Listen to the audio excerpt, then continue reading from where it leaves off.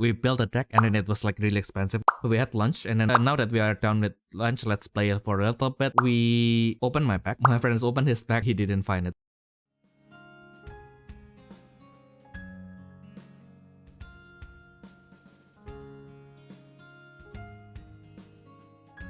Hello everyone, and welcome back to the Refresh Step, where you recover yourself for the main step. I'm your host for today, tomorrow, and a foreseeable future, Theodore Lu. And I'm with House Battler in the UK and admin of the Battle Spirits English Wiki, Ayumu Seiki. Hello. Yeah, Ayumu, how are you doing today now that Saga is gone? Did you wake up today still waiting for a daily tweet to come out? Fuck you. Yes, that's what I want to hear. Bruh. At least you are not sad about it anymore, I guess. That sounds gay, bro. No, why is everything has to be gay today? No, just kidding. It's just a friend caring for a friend, Ayumu. It's nothing more and nothing less. But yeah, there is that, I guess. Otherwise, I'm just thankful today that it wasn't knowing much further, because I woke up, I went to work, and then I opened my door, and then there was like white powders like falling from the sky. I was like, oh no. That sounds so wrong. I know, right? Look, I mean, when I first came to Germany, I was like, yeah, I wonder when I can see the snow now that I'm in Europe. And then like one winter with snow, and then I was like, yep, I'm done. This is enough. Enough snow. Enough snow for my whole life. Yeah, it's also freezing in the UK. Yeah, let's see the temperature for today. It's like 3 Celsius degree right now. It's -1. Oh god, that's why. Now everything made sense.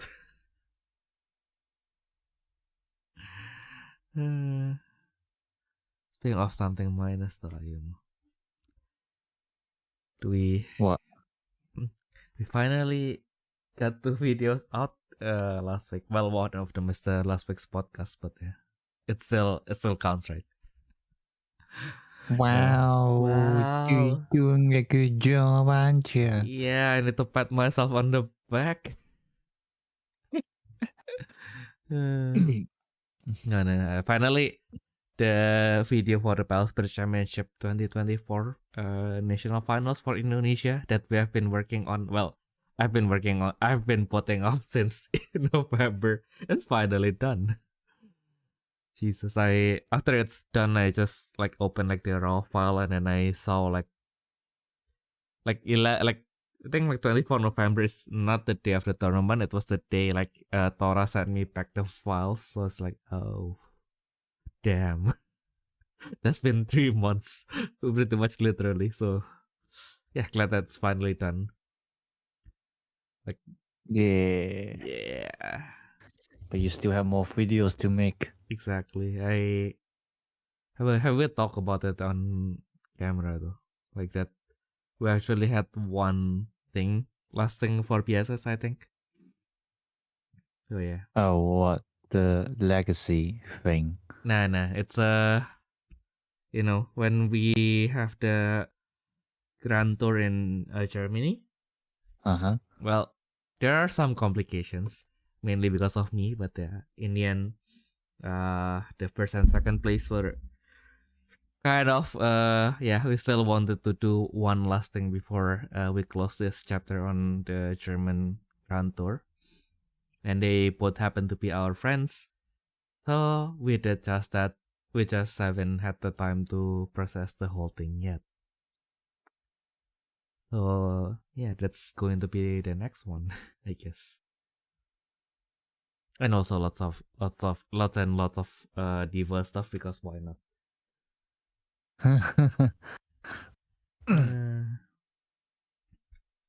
Well, I mean, regardless of how it turns out, I really enjoyed like doing it anyway, so why not, I guess. One day I'll have like a mainstream deck again. Probably when the meter came back. The meter will come back, right?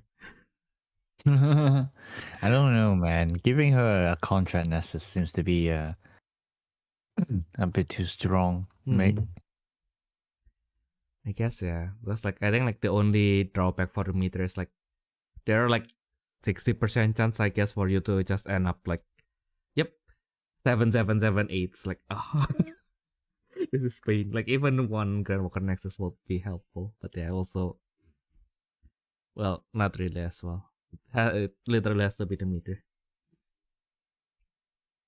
Because like once the draw ends, it kind of like like your hand just runs out really quickly. It's hard to describe that, but yeah, I guess that's a drawback. I mean, like otherwise the meter will just like run over everyone because like yeah, nothing can be blocked, everything's double symbol. So like okay, this is getting a little bit out of hand. Although now that lead voice is like becoming a little bit more popular, that might be a problem. So we might need to employ some stuff that can remove like cards from the opposing field as well. Because like now to kind of like counteract like the stuff that prevents mill, I just put on Bat as my contract. So now my opponent cannot stop me from milling myself. Oh yeah, the meter needs to have that, yeah. Yeah. Perhaps like activating the effect at certain counters or something like that. Yeah, maybe at 4 counters, maybe at 2 counters, simply just, yep, anti-mill. Well, yep. And then the grand skill is just, yep, draw 1. Like like maybe make it something like Hera. So like you pay 4, you gain 4 counters and you draw 1. And that's all. That's already kind of strong enough though. Yeah. True, for the meter, which already has a lot of draws, yeah. Just 4 calls to draw 1 is already pretty damn good, I would say. Yeah. I know, right? It's okay, let's make it even more limited. So why? 4 costs, once per turn, same name, pay 4, draw 1. That's it. Bruh. Like even then it will still be really strong for the meter. I suppose so, yes, actually, yeah. Yeah, that's like again, it's also the illusion that the meter has lots of drawers, and then like you draw 1 and it's your extender. It's like no, you are not supposed to come out yet. I was supposed to be the draw like my second drawer. Like I'm Six Searcher. This is not working. Like I thought like this is just supposed to be like the strength of like the origin deck. And then like, okay, you already have Vina on your field and then you draw second Vina. It's like, oh no. I needed to gut break myself now.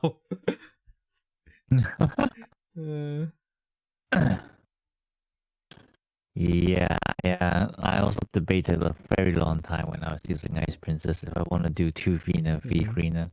I know. At the end, I started to do 3 Vina because I need to see her on first or something like that. I know, right? I only have 2 Vina because like I only have 2 Vina at that time and I just stuck with it. And like literally like in Indonesia there's like 0 like the triple R, like the X rare Vina remaining. But in the end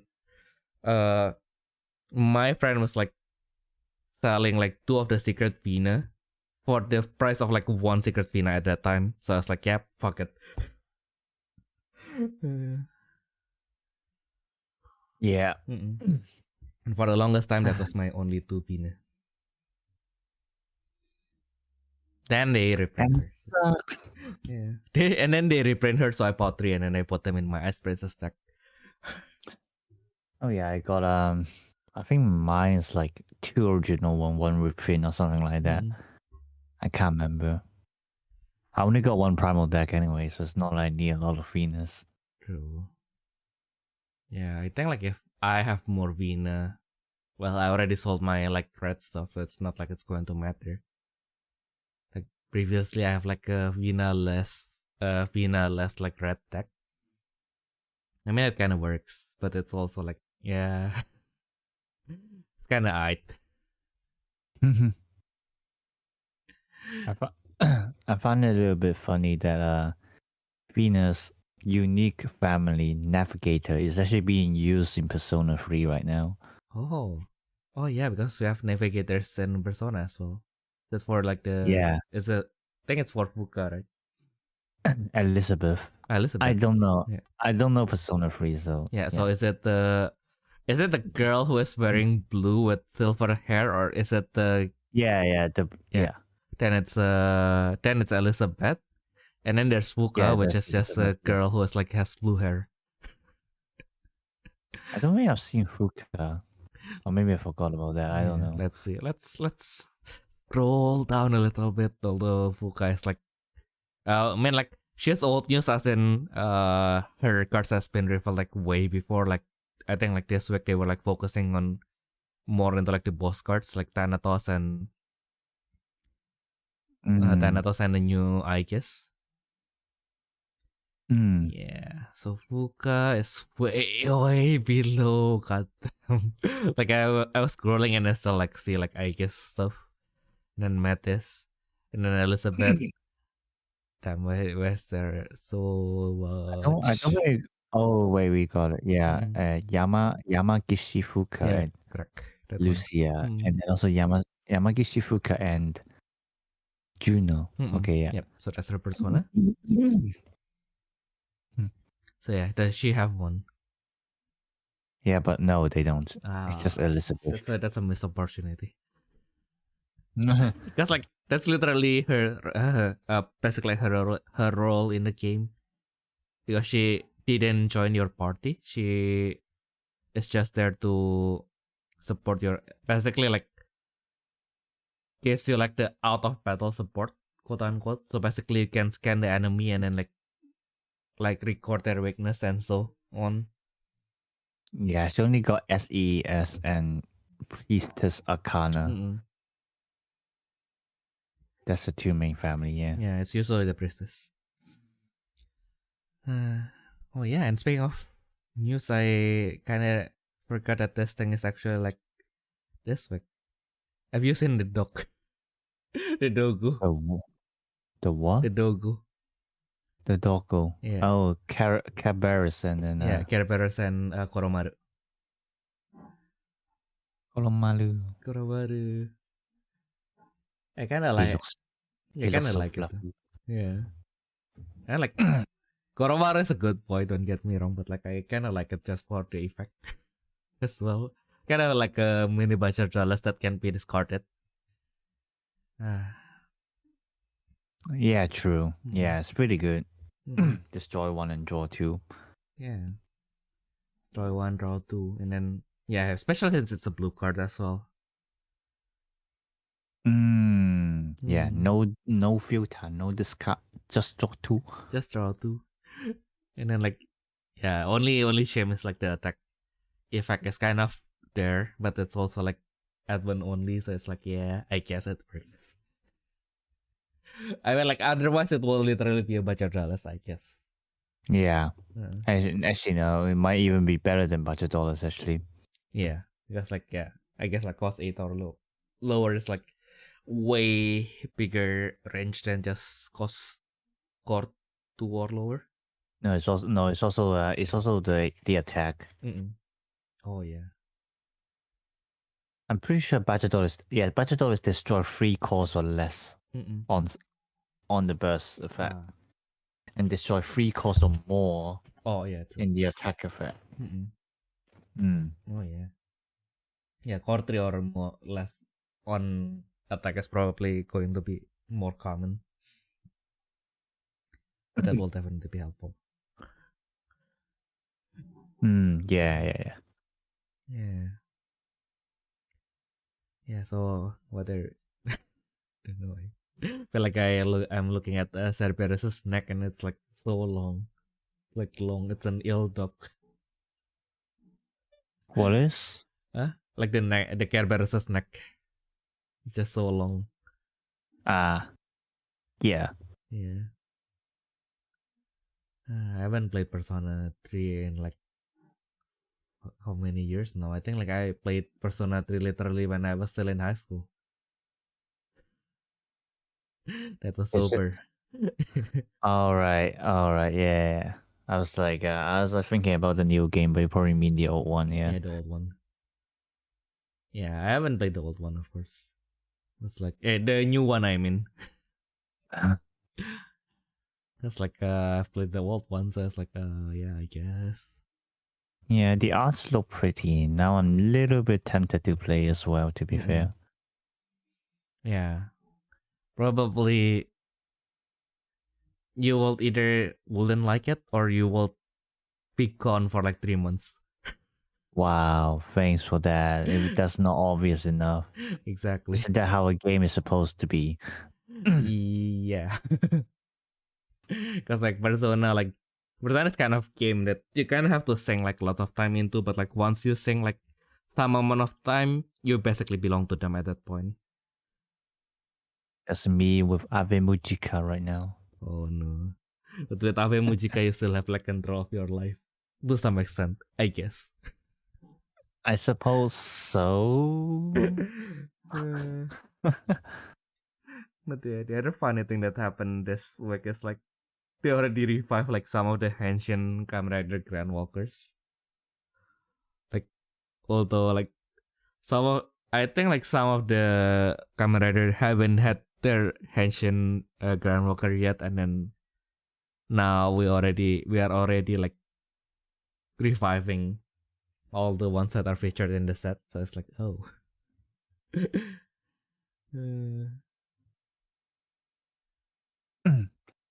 Yeah, the Kuga one is pretty good.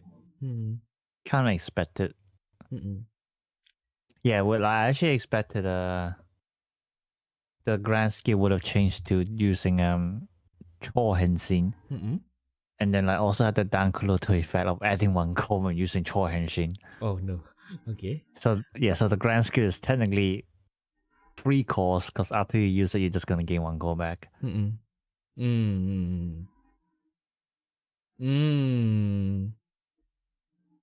I know what you mean. Yeah. They don't specify that this doesn't activate like the core charge or something. Yeah. Yeah, the grand feel is normal, but like pretty typical. I suppose with Kuga, they're still just going for like the 2 symbols punch, heavy attack kind of thing. Yeah. Which also kind of like reflects what the show is about, because like at some point he just became too strong. Because like too strong for the world. No, because like you know, like in the series, basically what happened is at some point for like other Kamen Riders, basically when they get upgraded forms, it's something that they can go to, right? And then they can revert back to their old forms, or they will just start with their old forms. But for Kuga, actually, like once he get like the upgraded form, he cannot go back to the old one, basically. Oh, because that's also his strength is basically like growing. Right. Yeah. That is also why like the final battle like took place like in a remote mountain. Because like at that point he was too strong that like if he went all out against the final boss, like the landscape can literally change. So that's why he went to like a remote place to make sure that there will be like less or no victim, basically, other than himself and the final boss, of course. Yeah. I've seen that scene, the snow mounting scene, and the punch and blood comes out.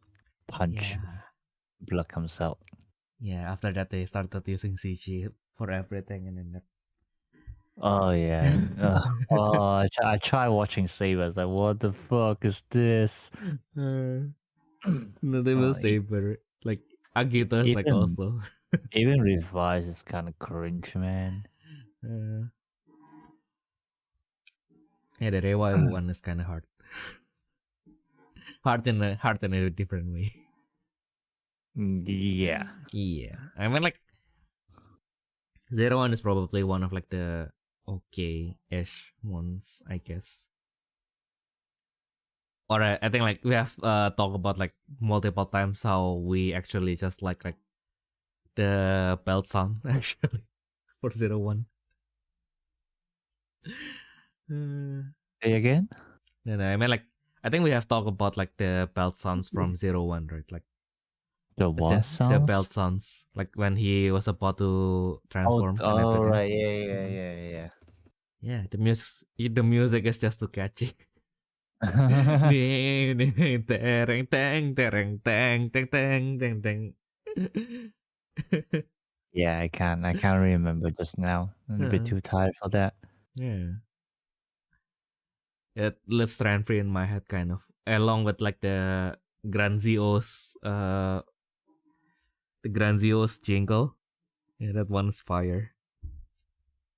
Oh yeah, the Geo one. The Geo one I like the animation transformation, but not necessarily the sound. Oh yeah, when they summon like all the Kamen Riders and then like everyone then from statues to like actual riders, it's like, oh, this is hype.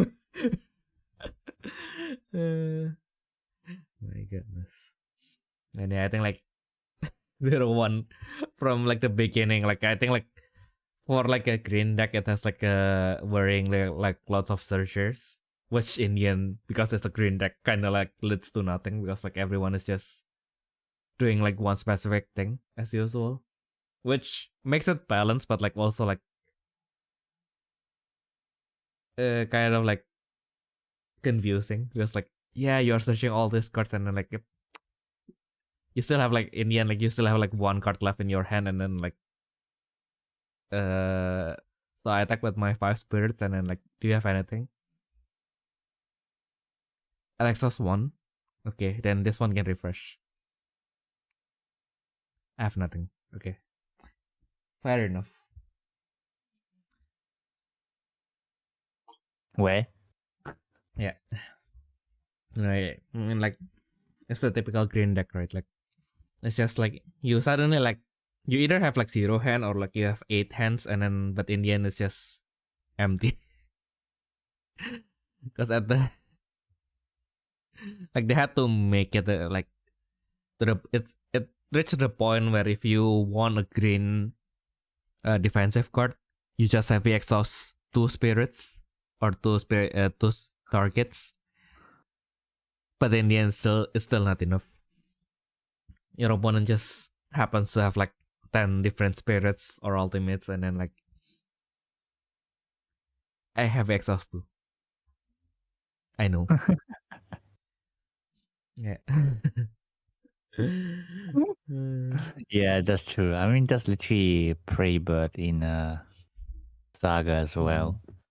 Like, yeah, like Eno build a deck and then because like during that time the only hand trade that was from like the cost 8 Tokiwa. And then like, basically what you want is like you kind of pull out your whole hand, summon Tokiwa, and then like exhaust the whole field, swing, discard your hand, and draw 5 or something like that.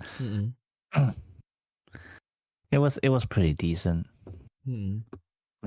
Yeah, but never actually got a chance to win it. Yeah. No. Yeah, and that combo with the Hidden Leaf Elf, that was also like, oh, That's right. really hard to do though. That's more like a dream combo kind of thing.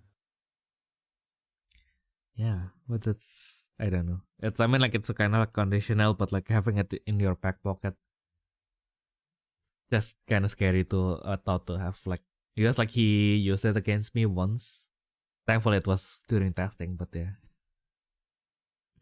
I think like in the end he was like Yeah, I just sacrificed already attacking spirit for Tokiwa, and then like he replaced his whole hand. And I was playing Fabled Beast, so it's like a scary.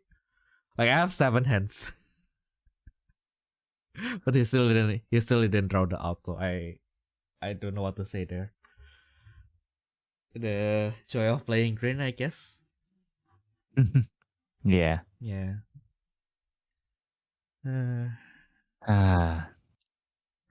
Yeah, indeed. What else do we have today? We have Thanatos. I guess from the ST. It's really cool though.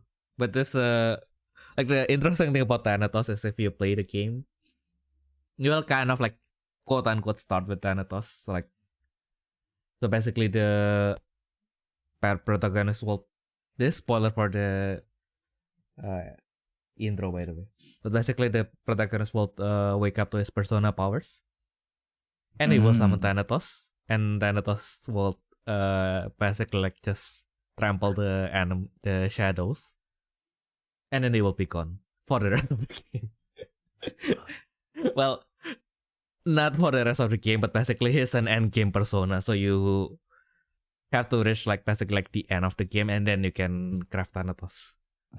Right. Yeah, I noticed like the X, like the main set, the booster set X-ray is pretty dumb. To be fair, like honestly, feels like the persona deck is like it's like main set power level. Feels like. But like at this point, I actually still don't know how to build them. Like everything's like persona wild, SES. Yeah. And then you got all these random tarot families that you don't even know what's supposed to pair with what. I know, right? It's like there's so much informations. Yeah, also, exactly. Yeah, and then because like the thing about wild is that basically that's a factor that the person, like every single persona protagonist have. There's like other protagonists, like aside from the main protagonist, like they can only have like one arcana and then maybe like one persona. So like why like for example like Yukari has Io and Isis. So like basically if you progress through the story and then you get closer to Yukari, you basically get her to get through her problems, and then as proof of her character development, her persona evolves from Io to Isis basically. So yeah, it's a Persona is a visual novel, by the way. It's not an RPG as the gameplay might make you think it is. It's the RPG is just there, the kind of like when you are bored with a visual novel, basically. So basically, you do the visual novel and then you got bored and then you kill stuff. Now that you are refreshed, you go back to raising people. Because that's because that's what you do. I only tried the killing. I only tried the killing monsters things. When it was having a collaboration at like a ramen shop in London. Like we were waiting for food and they got like not really demo. I think they just put the whole game there, but obviously no one's gonna play the whole thing there. Yeah. And then I was just there, press a few buttons, got bored of it, and just went to eat. Yeah. it's a slow burner, but yeah. I have no idea what's going on. Exactly. So basically what the vault means is basically the main character can use the persona of every single arcana. It's mainly full, but like you can use like every single arcana. And then how you get the persona is basically a crafting game. So basically when you win battles, sometimes you can get like one of the personas. And then you level them up, and then you combine them, and then you get like stronger personas. And then here's the kicker. It's a visual novel, right? It's a multi-route visual novel, and then like the closer you get to like a certain character, like it can be an NPC, it can be your teammate. But like if you get closer to someone of a certain arcana, you basically can unlock like a stronger persona of that arcana. I think like if you can kind of like just make like the stronger persona, but like if you don't reach like the level, like the relationship level with that character, like the persona will be like a little bit weaker or something. Of course, they have to give you limitations, right? Otherwise, it wouldn't matter. But yeah, that's the point. Like I guess that's what they are trying to do. That's why the protagonist can basically like be the base of any persona card. And then because that's a party game, like that's also why like they kind of like wants you to, you play with your other friends and then they have their own upgraded version basically. And the main character, I guess, is more into like him fighting himself, while I guess it's kind of like, you build her up with the base cards and then you just spam your whole field with the other guys basically. Because like do you know why the second contract is I guess? No.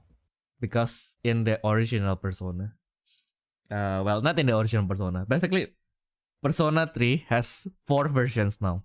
Reloaded is like version 4. Previously, we have Persona 3. We have Persona 3 FES. Persona 3 Fest. Which has and then Persona 3 Portable. Persona 3 Portable adds a female protagonist. So she is not here at the moment. But I guess that we might see if we have the secret slot, she might be included. Probably, I don't know. It's just like alternatively you can play as the female protagonist or something. Which but basically in Persona 3 FES, what it adds is basically there is like an extra mode after the ending, where you basically after the ending, because of certain things, you cannot play as the main character. So you play as Aegis basically. So Aegis is the one leading the other guys. That is why she is like the other contract spirit. Yeah. And of course everyone has a contract design because they all persona can add one onto the main character. Yeah. Although that's not something you can do in game, but I guess since you have to include everyone, that's kind of like the compromise that you have to do. Otherwise, we have 22 arcana, and then I think like every single arcana has like at least like 7 or 8 persona. Oh, that will be too much. Like it's just adding like every single persona for the main character itself will just feel like the whole set with like lots of filler that has just attack PP plus 3000.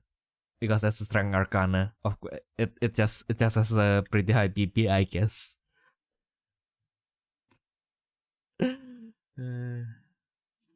Yep. It'd be fun to have like a mini set that has all the all the persona though. And then like, this set can only be played in Persona, yes. Whatever. It still works. Yeah, I've seen like people were complaining that Dark Hour doesn't get anything. Oh yeah, even like even the Chidori like supports like Junpei, so it's like, oh, that's like 2 less cards for them. But yeah. So what else did people...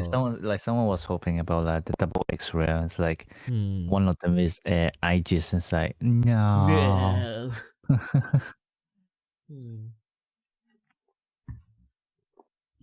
That kind of makes sense because like the Dark Hour is supposed to be like the main bad guys, right? Will be dope. I suppose so, yeah. But I don't know. It feels weird, when you're like when you're making a deck and you're not even trying to make it good. It's like, Well, what's the point then? Yeah, we'll see. Because like that's also like the problem with all the first, how to say, like the enemy cards, like before they get a family enemy. Well, I think it's also just because like they don't want to introduce like too many strong decks at once. At once. Yeah, and so like we're just gonna make all the protagonist decks good, and then like yeah, the dark out ones, not even extra rare, bro. Yep. I suppose they have like the contract nexus, but like this guy is even doing anything? Not really. He can recycle them. That's about it. I suppose that's good enough for now. Yeah. But yeah, we'll see. Maybe that's a sign that they will make like a premium collection just for the shadows. Maybe. Yeah. Cause I mean like Persona. I mean like I only cleared like Persona 4. So like I can't really say anything about Persona 3, but like I guess that's also because the shadows is kind of like it's kind of like something that is always there. So it's like not really something that specifically targets humans anyway. That's kind of just like, are we like really killing some big baddies, or are we just calling some, or are we just calling some wild animals? I don't know. Yeah, speaking of the double extra, I guess. Yeah, I think that's how I got the image of like her just building up your field and then just powering up everyone. Because basically when she advances, you can add any number of cards from below her to your hand, and then like once per turn for each of your. Well, not just her. It's like all your spirits. Oh right. Damn, that's even better. Yeah. And then for each of your spirit, you can add one your persona. Yeah, kind of nice. I mean, like her previous version also summons spirits to your field, right? What? The Which one? extra. So wait, I think I have it open. He has 2. Yeah. She has 2. Yeah. Oh, this one. Oh, Paladin, right? Yep. Yeah. Paladin. Yeah, this one is also recycling or. Yeah. I suppose Persona is the family when they got paired with something else. Is that it? I actually don't know. No. Persona is basically like the thing on their back. Yeah. So like in terms of cards, is when they got paired with one of those things. Yeah. Or if it's only those things. Yeah, fair enough. Yeah, okay. Yeah, one of that. Yeah, it's only when it's when those things appear. Okay. Exactly. Do you know what Persona is? I also can't answer that. We don't know what Persona is, but Persona is Persona. That's what you need to know, because like I think like how it works in every series is kind of different as well. Because like yeah, because like what's wild then? Wild is the factor that allows the main character to use all the arcanas. So it's a wild card. It's a wild from wild card because it can use any. Because the arcanas are represented by cards, right? Yeah. So what cards get the wild family then? The main character. Oh, everything that's related to the protagonist. Yes. Okay. Yes. Because here's the wild card. Okay, so I guess it's gonna be protagonist obvious, and anything with Thanatos. That's the wild family. Thanatos have? Yeah, Thanatos has. Yeah. Interesting. If you look at the 004, like the 4th card, the main set, then yeah. Oh yeah, that's one. Yay! So it can do something to try atau itu Russian. Oh, yeah. Yeah, I'm just trying to remember how to differentiate. I cannot remember the tarot cards, that's for sure. Oh yeah. Like the main character is kind of obvious. I guess Chariot main character is either full or death. Death. How do you even pronounce that? What? The DEATH as opposed to DEAD. Death. Death. Yeah, how do you even pronounce this? Which one? DEATH. The Arcana number 13. Death. Oh, The death. death. Death. Yeah, death. Death. Yeah, Yeah. exactly. Yeah, like that. Yeah.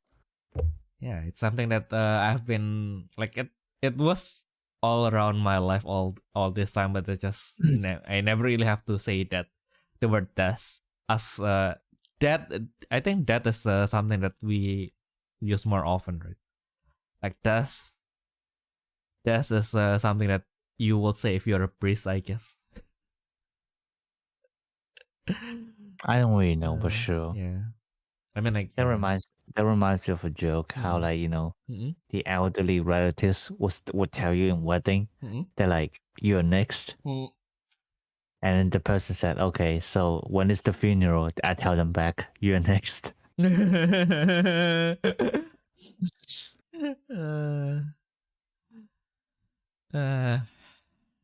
That's pretty clean. Oh my god. Yeah. Yeah, and then fuck. And then the rest, I guess it's obvious to me because I played the game, so what is Kerberos again? I even already forget what Kerberos' family is. Koki is a strength. Yeah. Yeah, because like even the dog is strength. Exactly. The fun part is also like the strength, like the Oracle 20, the Oracle 21, the strength. She also has a dog. Oh yeah, she did. Yeah, she has a doggo. She has a doggo. Yeah. I mean, they probably take from the same reference anyway. Cause I can't remember. Yeah, because the original card has a doggo. Oh, that's why. Oh no, it's not doggo. It's a lion. Oh, true. Yeah, close enough. So So like on the Battle Spirits card, like for the strength, I think that was a lion as well. But it was a lion that could somehow transform into her armor or something like that. I think. Yeah, she's been a while. Yeah, it's probably a golem or something. It's blue. It's probably a golem. Would be nice if someday they. Yeah, it changes. It changes into her armor. Yeah, but like when it's not her armor, it's also a Cabarrus. Oh, well, it's like 3-headed, but it's not dog. Because like I can see a goat head, and I think the middle one's like the lion head, and then like there's also like a dragon head or something like that. So it's a manticore. A manticore? No, manticore doesn't have 3 heads. So or is it? Well, yeah. Well, or is it the Japanese? Yeah. I don't know. It's just some strange creature. Exactly.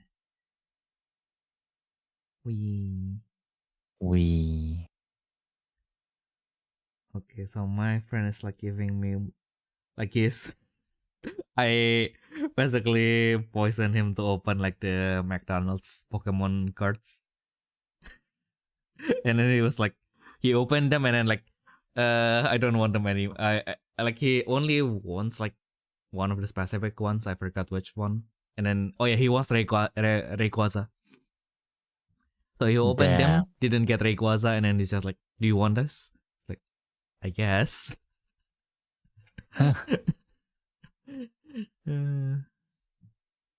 I guess why not? I guess I can take the foil, put it in my album, and then like give the rest to my nephew. I guess ? But yeah, that's a fun part. Now whenever I go to McDonald's, I'll just order the Happy Meal because I want to be happy too. I have like 5 Happy Meal boxes in my table right now, but I'm not feeling any happiness. Is that not how it works? Shouldn't we like spend money and buy Happy Meals to be happy? Maybe we actually clean your table, then you'll be happy. Yeah. I can imagine how your table looks like. you better clean it, bro. Yeah. But, after I unbox like the PS06. Oh, when was that again? Let's see the live stream. So I unboxed them on December 21. Okay. And they're still on my table. Bruh. Yeah, I mean like yeah, you reminded me. I actually even forgot I got Sussex cards. I know, right? Yeah, if you are planning to open them and you get the Saga Rare Nagi, just let me know. I suppose at this point I'll just open them. I was saving them for locals, but for like online locals, but I suppose there's no point now. Just open them after this. Like we'll have a chill stream where you open them, you get the Nagi extra, and then I send you one. As simple as that. Maybe next week. I really want to sleep. Yeah, go sleep, champ. I got a Wise Wars tournament. Yeah. Yay. You're really busy the next 2 weeks, right? Like I think like next week you have Pokemon as well. Yeah.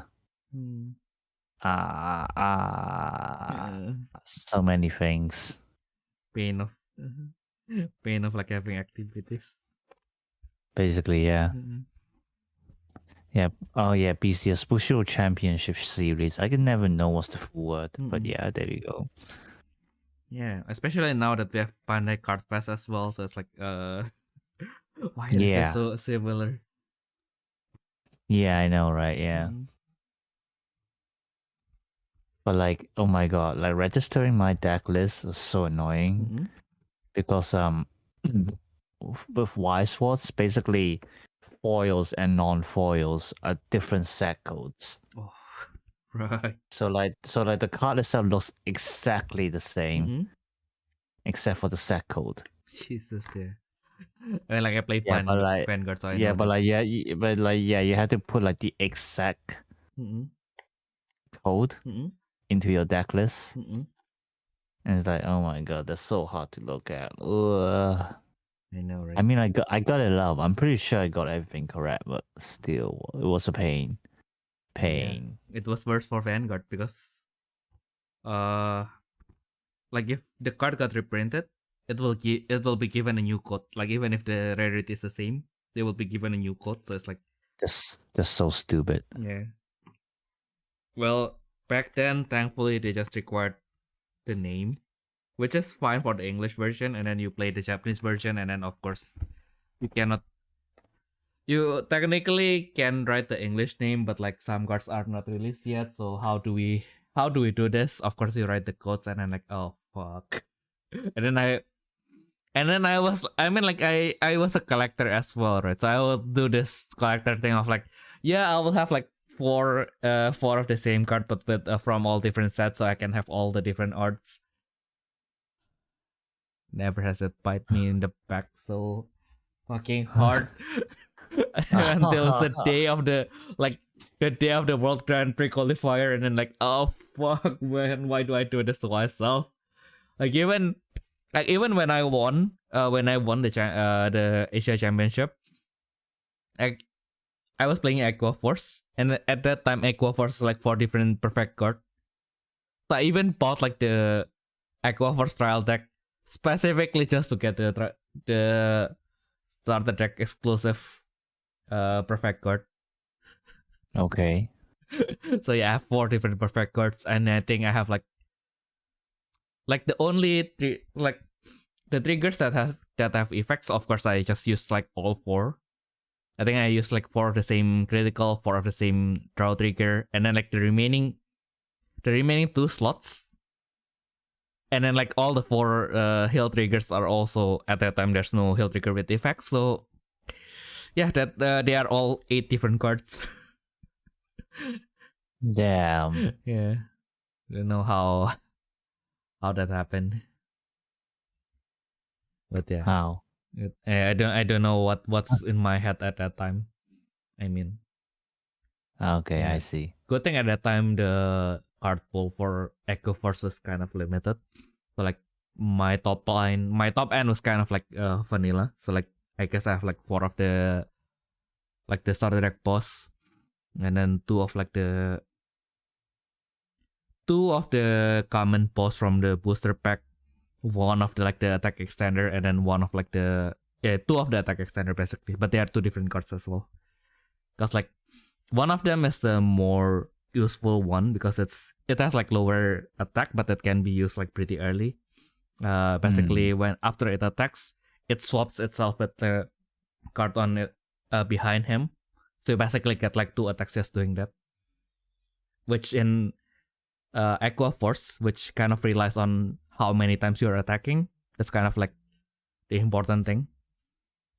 And then I kept on playing, and then at some point I was like, fuck, why am I not playing Nova Grapper instead? Because like we are basically doing the same thing, but I'm doing like 7 attacks that requires you to guard with 5,000 shield, and then Nova Grapper was like, yep, I'm doing like 6 attacks that requires you to pay 15,000 every time I attack. So it's like, oh, why am I doing this? But like for some reason they are like at the same power level, although like every single attack like feels like way weaker, but like for some reason they can fight against each other kind of well. So it's like, how does this happen? How can this happen? Like what is wrong with this universe?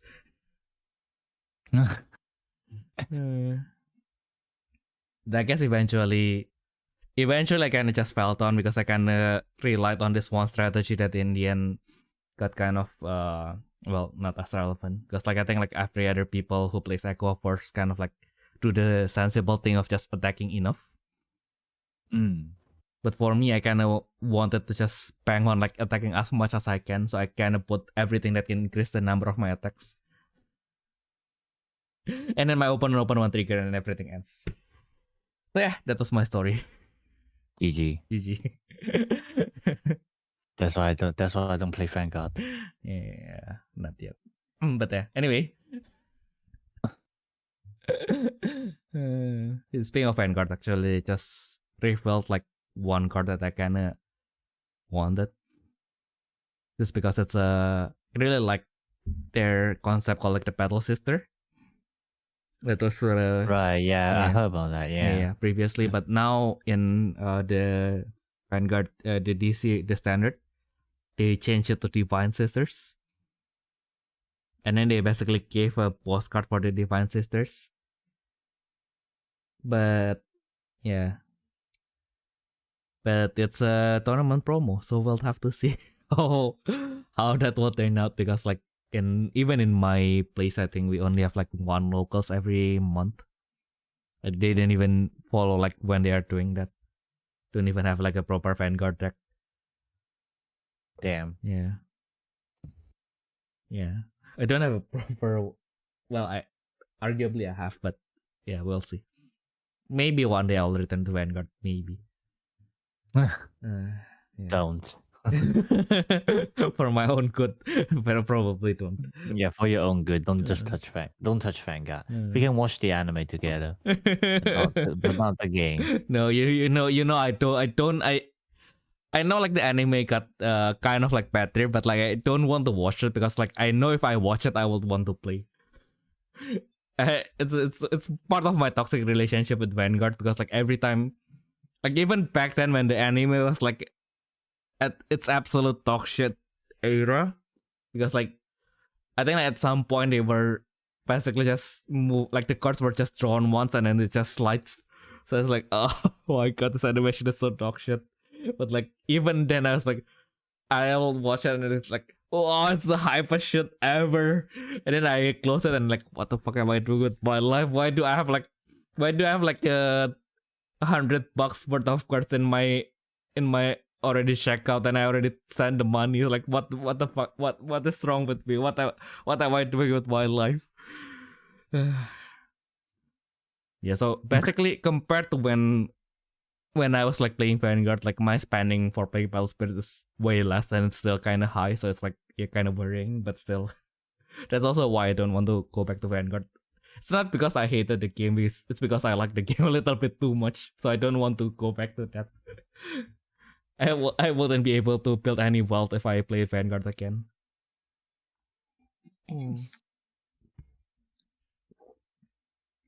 Yeah. Yeah. But Artisaria is kind of tempting too.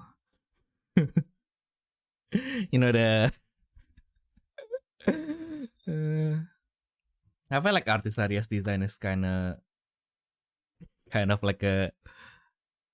How to say? It's in a weird way, it's kind of like a nostalgia bait. Because it's really reminds me of my... Have I told you the story of when I built a Link Joker deck? No. So basically, when Link Joker was first introduced, I went to Singapore for the Vanguard Team Championship. And then the new set was just released. And then like, because like most of the Japanese trading card games, when they are distributed by a Singaporean company, which is why it's bound to be way cheaper if you just buy stuff in Singapore. Because then they will have to transport it to Indonesia and then it will cost more for the transport. Which is also why now if you wanted to play like Japanese trading card game, like the cheapest one will be Yu-Gi-Oh! Actually. Because like Yu-Gi-Oh! I think they have like a really big company that just ships everything from Japan directly to Indonesia. So don't think there's going to be any Japanese game that could defeat them in price for now. But yeah, the point is, the new set came out. We bought a case. We built like 2 decks. So like the one is the Shadow Paladin, and then the other one is the Link Joker. And then my friend was playing Shadow Paladin, so like of course he kept the Shadow Paladin things. And then I still don't know what to play because there's no support for my cards. I just played the Link Joker one. Like the first boss is kind of but like okay fine, it's kind of enjoyable. It's like a mechanical dragon, so I kind of like it. Although like the boss is kind of like like the cards that are actually good like didn't look that good. And then but like it was very expensive because like it was the first ever Link Joker. It has the lock mechanic, if you know it. Basically just I heard of it, yeah. Yeah, it's basically just deletes one of your circles. At that time it was like, oh fuck, this is actually interesting. Before it gets out of hand and you have like the Omega lock and everything, and it just gets annoying. And then basically Link Joker at that time, what was the Link Joker again? Yeah, we built a deck and then it was like really expensive as well. So we sleeved it and then like we tested it. And then the next day we have to leave the Airbnb, right? Of course, like we need to go home. And then like, thankfully we had lunch first. Like we like leave like way earlier than our flight. So we had lunch and then I was like, yeah, let's, now that we are done with lunch, let's play for a little bit. And then like, you know, the fun part is it was basically it was near or during my birthday. So we opened my bag and then we didn't find the deck. My friends opened his bag and then he didn't find it. And at first I was like, I thought like they were like trying to prank me because that's what we do in Indonesia when someone has a birthday. But no, he was like looking me dead in the eye, serious. It's like, no, we don't have the deck. It's like, I was like starting to panic. I was like, fuck, what do we do now? And then like, yeah, maybe you have to try to contact like the Airbnb guy and then like see if the it's still there basically.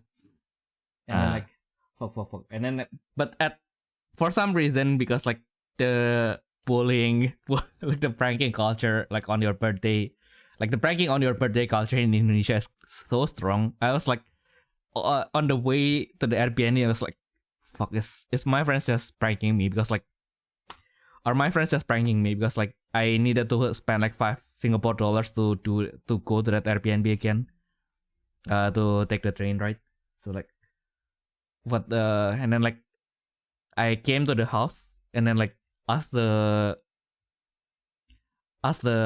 owner like, yeah, do you see anything on the floor? And then the maid was like, yeah, I don't see anything in particular. But and then I already throw everything to like, basically they already throw everything into like the central garbage, and then it was going to be taken that day. So when I told them that it was an important stuff, she just ran straight to the like the central garbage disposal, and then like and then like she just throw it to the ground, and then like look for our bag of trash, and then like, yeah, is it there? And then like, you know what I saw on the ground? It was the Love Life flip deck box that I used for that Link Joker deck. Bruh.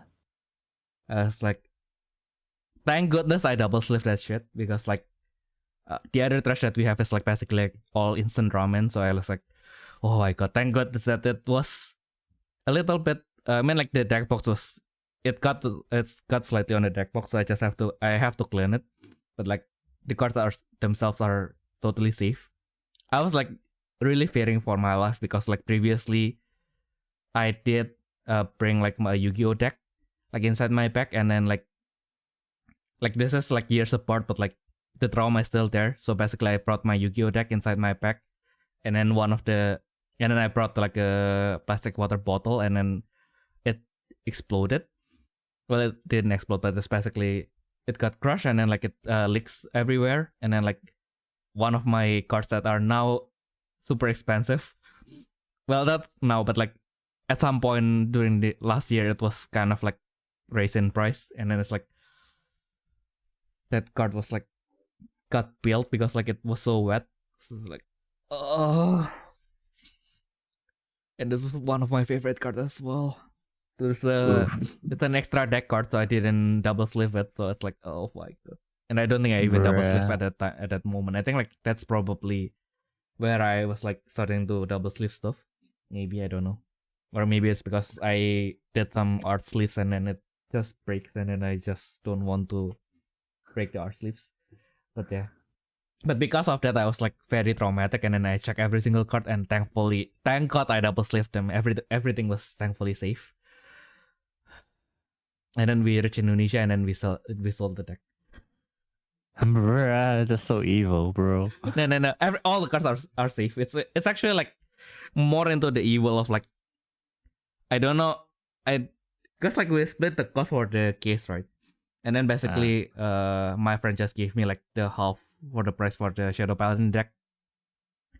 But what was like what I didn't expect, what I expected was kind of like, okay, so he kept the Shadow Paladin stuff and I kept the Link Joker stuff, right? But he was like, he basically gaslit me into like, yeah, I mean like, the Link Joker now is kind of, it kind of sucks. Let's face it kind of sucks right now. Let's while it's still expensive, let's just sell it, and then like split the money between us. Okay, fine. But yeah, that's and so basically we reached Indonesia, and then I was like vividly, I almost like, why are we selling this? I kind of like this one. I kind of got attached to the deck, so I was like, no, why are we selling the big black dragon? No. Because like I always forget his name again, but like, yeah, I really like the dragon, the postcard dragon, although he suck. Because like, what make lock useful is that because you lock the front row and then they cannot attack with that circle, right? The postcard costs you 2 counter plus.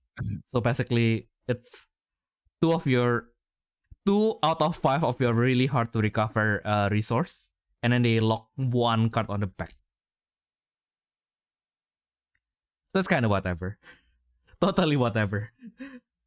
So like, yeah, that's why it kind of sucked. And then like, the next booster came out, and then it just fall out to obscurity, like total obscurity. Like there's no way you can redeem that card even any longer, because like the new card, you discard 1 card, lock opposing front row. It's not even limit break. So it's like, yep, you just write it, ditch 1 hand, lock opposing front row, and then you just do that for the rest of the game, and your opponent will be left with no option but like, yeah, questioning what do I do with my life now, because like then they added cards that, yep, at the opposing end turn, counter +1, put this card in the soul, the lock card doesn't open. It's like, oh fuck. But yeah, basically, if I kept that deck, then I will need to spend like another $1 million the next set. So it's like, thank goodness I did. Thank goodness we sold the deck, but also like, when we sold the deck, it was like, my heart. It's they're my babies. Why do I have to sell them? Yeah, I also don't know if I want to upgrade my Kinisha Hao right now.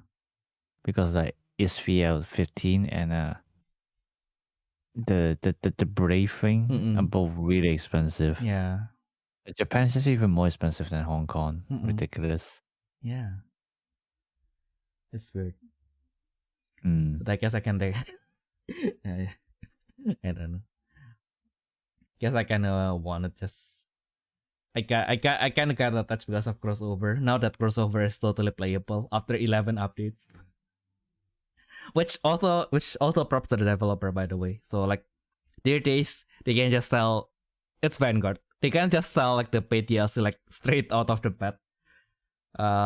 And people will buy definitely, and they can just keep on adding more stats to the game, and then people will pay even more. Well, Spirits you cannot do as much, but they have done like 11 updates to make sure that the game is playable. Even though we are not giving them extra money, and then now if you wanted to buy the game, it's extremely discounted already. So it's like, oh. Yeah, so I guess go to Amazon while it's discounted, go buy the game, clean their stock. Hopefully then we will get the DLC for PS70 69 onwards. Yeah. Cause like I kinda wanted to test one of my decks, and then I was like, oh, we don't have producer Saraswati. So I use Kinichi Ahau. Reluctantly. Basically, yeah. Yeah, reluctantly. Although, admittedly, that's also Kinichi Ahau is also the reason why I kind of wanted Artemis to be like a cost 2. Because like the feeling of just playing Kinichi Ahau, Magoichi on turn 1, set on a burst, just I've done so many things in a Diva deck. This has never happened before to me. It's a new feeling. What is this new feeling that the Bible hasn't taught? Indeed. These thoughts were not in the Bible. Doing 3 actions on the first turn of a Diva deck. This is new. This should be illegal.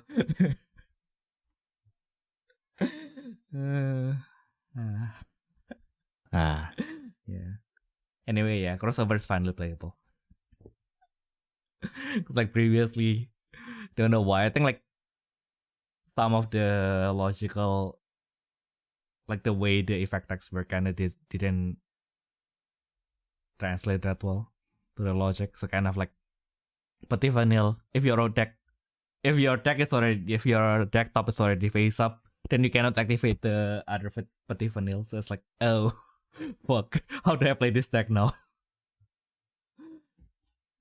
Because like I'll have 2 Petit Vanille, and then only one of them can activate their effects, and then like I have to wait until that card is drawn until after and then I can use the other Patifanil. So it's like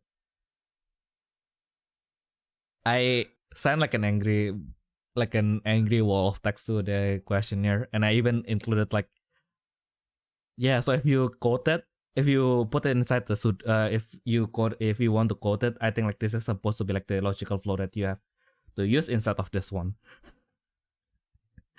So I actually like use my programming knowledge to protest about how a bird resolves her effects.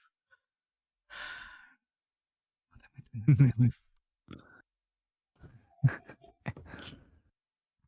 my life? But yeah, basically Artisaria. That's also why I wanted to play Artisaria.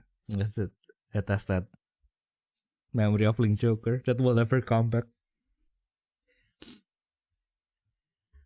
Yeah, I mean like I've had like I mean like she's from the lyrical monasterio, right? Like I have like another lyrical monasterio right line in my collection. But yeah, I only have the right line. I don't have like all every single other cards. I don't have them. Cause like, yeah, the thing about Vanguard now, at least in card market, like nobody has everything. So it's kind of hard to kind of like purchasing everything because you have to pay like at least $3 on top of everything, because you will buy the critical trigger and then you will have to buy the other triggers from other people. So it's like, why can't someone just have like all the triggers and all the perfect cards and all the over triggers? Like, why do I have to buy them from like 7 separate people? So it's like, this is too much work and this is too much extra cost. So I don't like, at that point I have to pay like at least an extra $15, right? Like that is if everyone is from Germany, which is not the case. So like once it becomes I have to pay for international mail, then it's at least $4 if I'm not wrong. So it's like so this is I have to pay like maybe like $25 extra on top of the card cost. So it's like this is pain. Yeah. Yeah. That's why I don't play Vanguard yet. Bruh. Well, I mean technically I'll have multiple decks, so if you only want to play, you can just play it. Maybe one day if you're like, if like the standard and the wash wars is on different days and you want to come to the German one, maybe I can just lend you a deck so you wouldn't get bored, I guess. I mean, why's I'm pretty. What I mean, if it's different day, I might as well just go to somewhere else, bro. Fair enough. Especially, yeah, I don't think we have went to that many places, and even in this state alone, right? Because like I think whenever we have extra time, we are already so naked from like all the other activities. So it's like we already got so naked from the tournament. So it's like, oh fuck, no, fuck activities. I want to sleep. Yep. Let me sleep. Indeed. And then now that we have talked about the lyrical monasterio, time to go back to our own lyrical monasterio. Yay! What? No. Lyrical monasterio is the idol family of Vanguard. Oh, right. Yeah. So we have to go back to our own idol. I don't know why. Sometimes I just really like Shoko's design, but I don't know what that says about me, but yeah. Yeah, she's cute. The fat though. It's, I suppose it's alright. She's 3 minus 2 after all.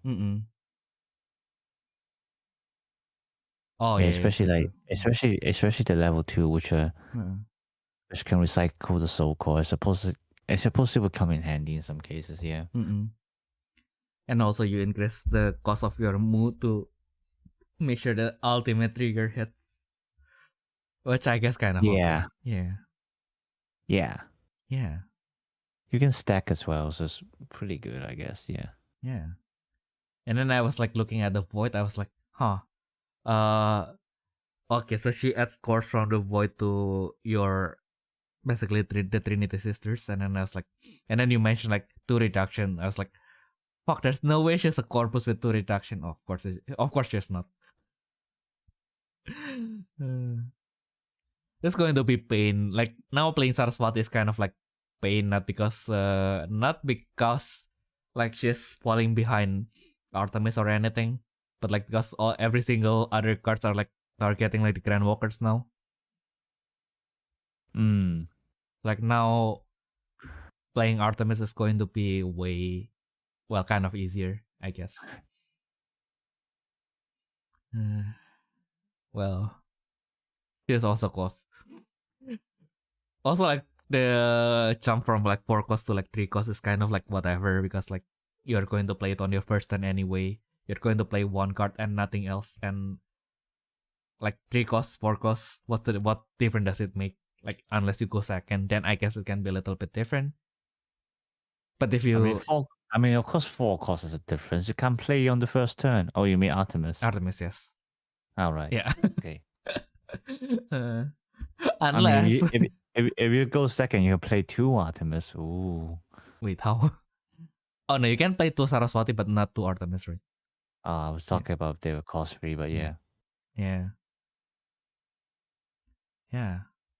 Unless, because like like when I make that video on Artemis, and then on my first 3 or 4 games, like my first hand is always Artemis, of course, and then I always like draw my first 3 cards, and then I was like Vise. Oh. Okay. So I was like, that's why when we have like I uploaded like 2 of the matches, right? And then like on the first one, I was like, I played Vise on my first turn, and I said like, you can't make this shit up, because like it was literally like the 3rd game where I opened with a Vise on my first turn. So I think like I have Vise, and then I have like the Crimson Dress Sandy, so it's like, oh. And then like 1 defensive, so it's like, oh. Yeah, I'm pretty much set for a little while now, until I run out of draw source. But like at least for now, I'm safe, I guess. Oh no, because I have Alex as well. It's like in the end, it's like no matter how many upgrades that you give to Grand Siesta, like the one thing that can make or break your game in the end is like, did you draw Alex on your first turn or not? You draw Alex on your first turn, you have like 60% chance of winning. If you don't draw Alex on your first turn, then it goes down to maybe 30%. So it's like, yeah, I guess that kind of works. And we of course have like the attempt to revive the legend doll with Asia, Marika, Coco, and Mireva. Milva. What? The four edition. Milefa, yeah. The original 4 I actually can't remember which one is Milefa. I can only remember Asia actually, because she appears way too much. Milefa is the red one. Oh, right. Yeah, I still don't remember which one that is. We will have to wait until she comes out. I remember that Asia is Asia. I guess Marika is... Because Asia appears the most, yeah. Yeah. And she has a regular card as well. She has like two different investigator, right? Yes, she did. Yes, yeah. Yeah. Yeah. So it's just this one. Yeah. Yeah, Malika has a few cards as well, actually. Not a lot, but there was some. Malika. Just Marika. No. Don't bring back that memory. Just Marika. You know the thing about the Tokidoki Literature Club is it's a simple thing, but it made me learn how to use remote PC. So it's like just because I was too lazy to play visual novel on my PC, so I used remote PC to access it from my iPad, and then I played it on my iPad. And I think I finished everything in one sitting as well. It was an experience. Yeah, like Doki Doki Literature Club is it's an experience. It was an experience. Yeah, I was one of those people who thought like it was just like the normal romance kind like light novel, visual novel kind of thing.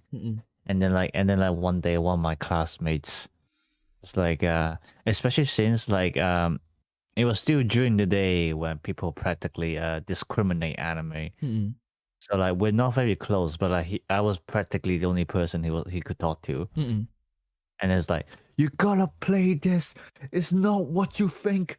It's really good. And I said, fine, I'll do that. I'll do that, and then play.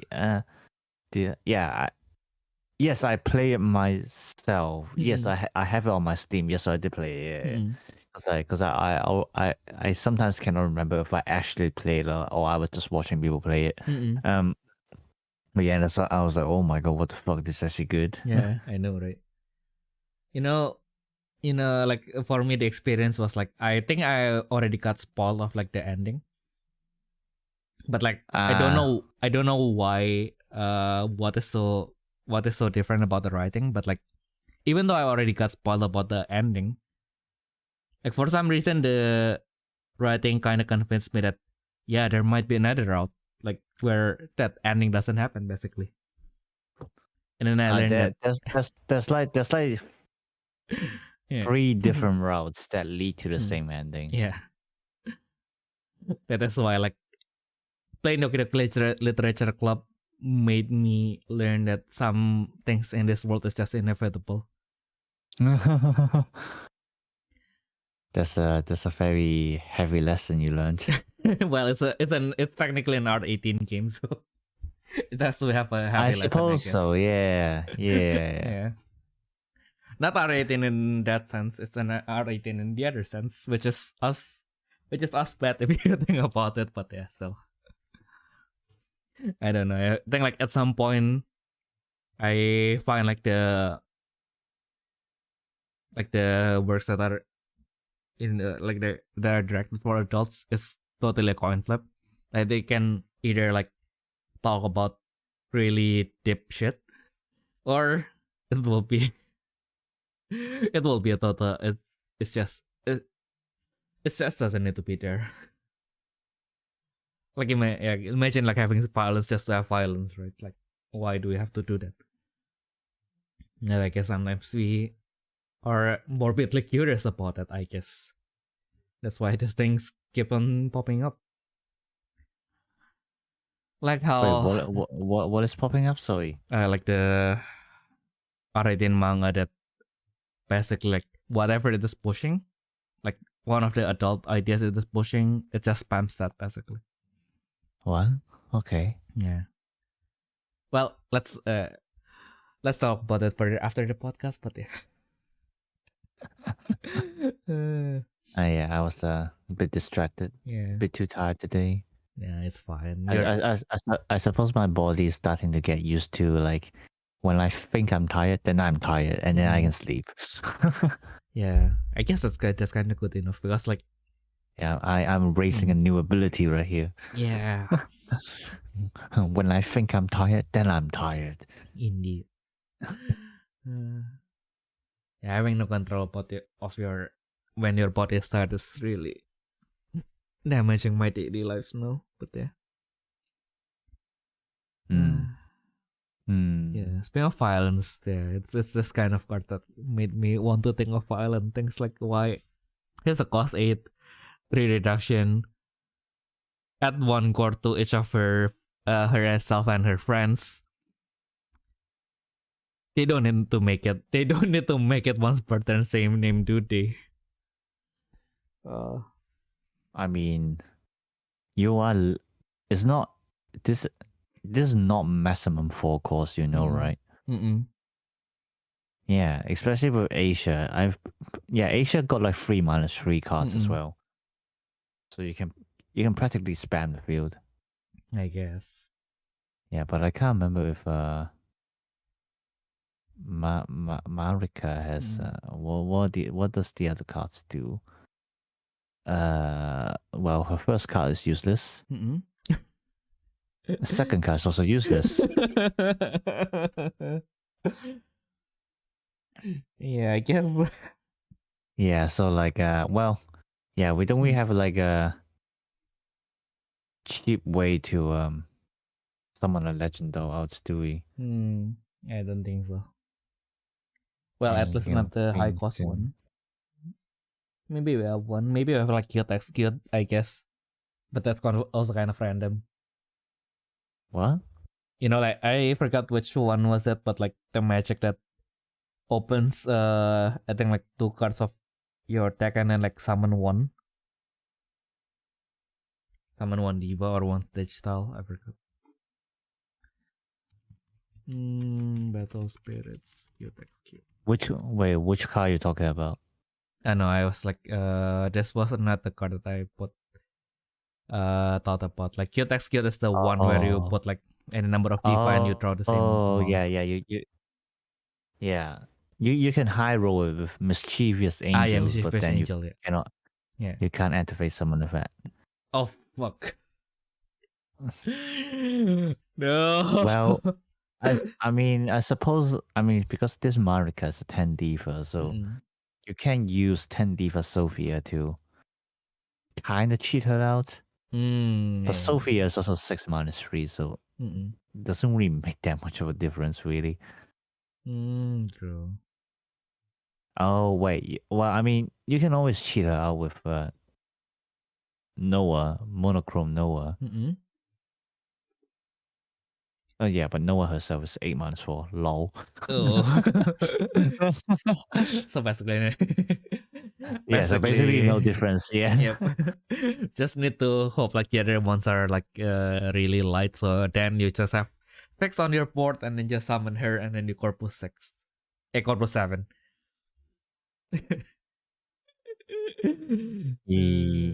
Yeah. I mean, just Asia herself has actually no, I'm only looking at Legend though. So Asia got 2 cards in Legend though. So you can, that's 6 copies. Like the 10 diva one is 3-3, and then there's like the Academy uniform one which is 3-2. So to be fair, that's pretty decent. I'm just seeing there's a way to summon. No, I don't think so. Yeah, I mean, technically there's Trickster, I guess.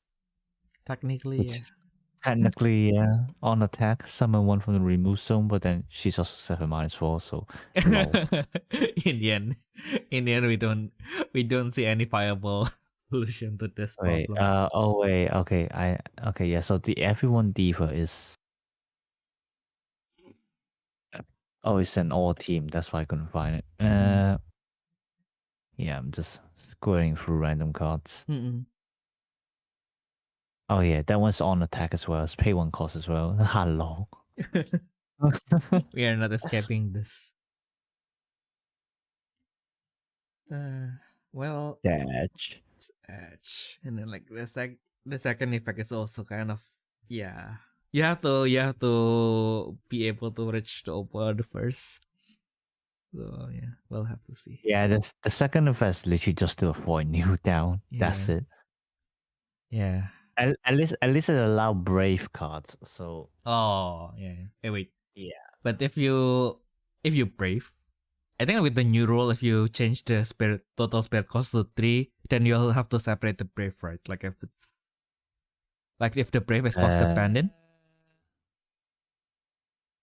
Let me double check. Yeah. Was the Ultraman? What is that Kai called? Ultraman Legend?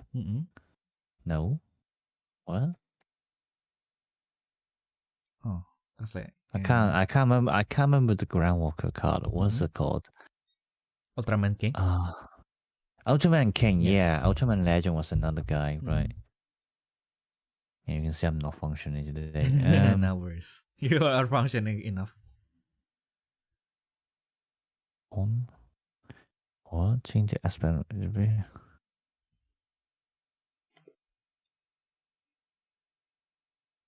What?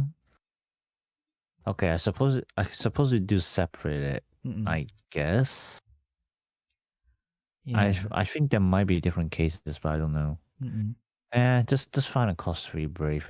Just find. Actually, no, I don't think there's a lot of brave that can brave to a cost-free with symbol. So yeah, Satch, I guess. Satch indeed. But we'll find a way. We'll find a way. I mean, I say all that, but like I'm just disappointed because the Marikais look so nice, so that's why.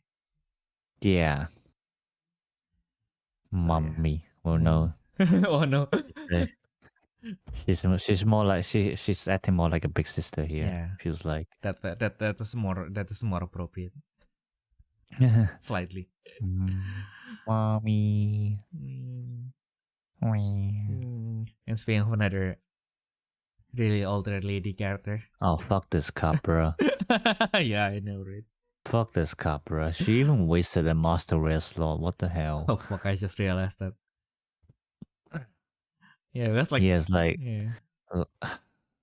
Literally, I think the only advantage that Roseberry had was in BSC 35. Yes.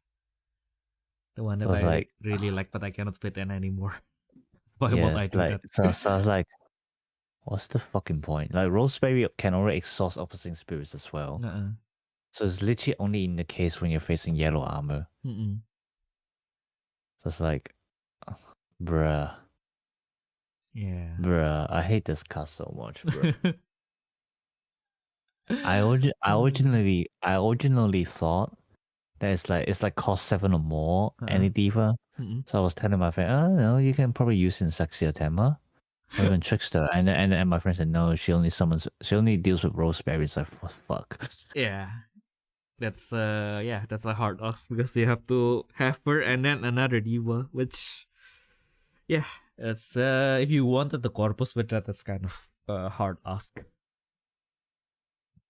Yeah, I suppose if in a Roseberry deck, I'm probably do 2 original and 1 revival or something like that. I don't know, but Roseberry doesn't really need that many calls anyway. Yeah, I made like a loop deck that gives you a lot of cores and crossover, and then I use the Roseberry engine without the Golden Princess.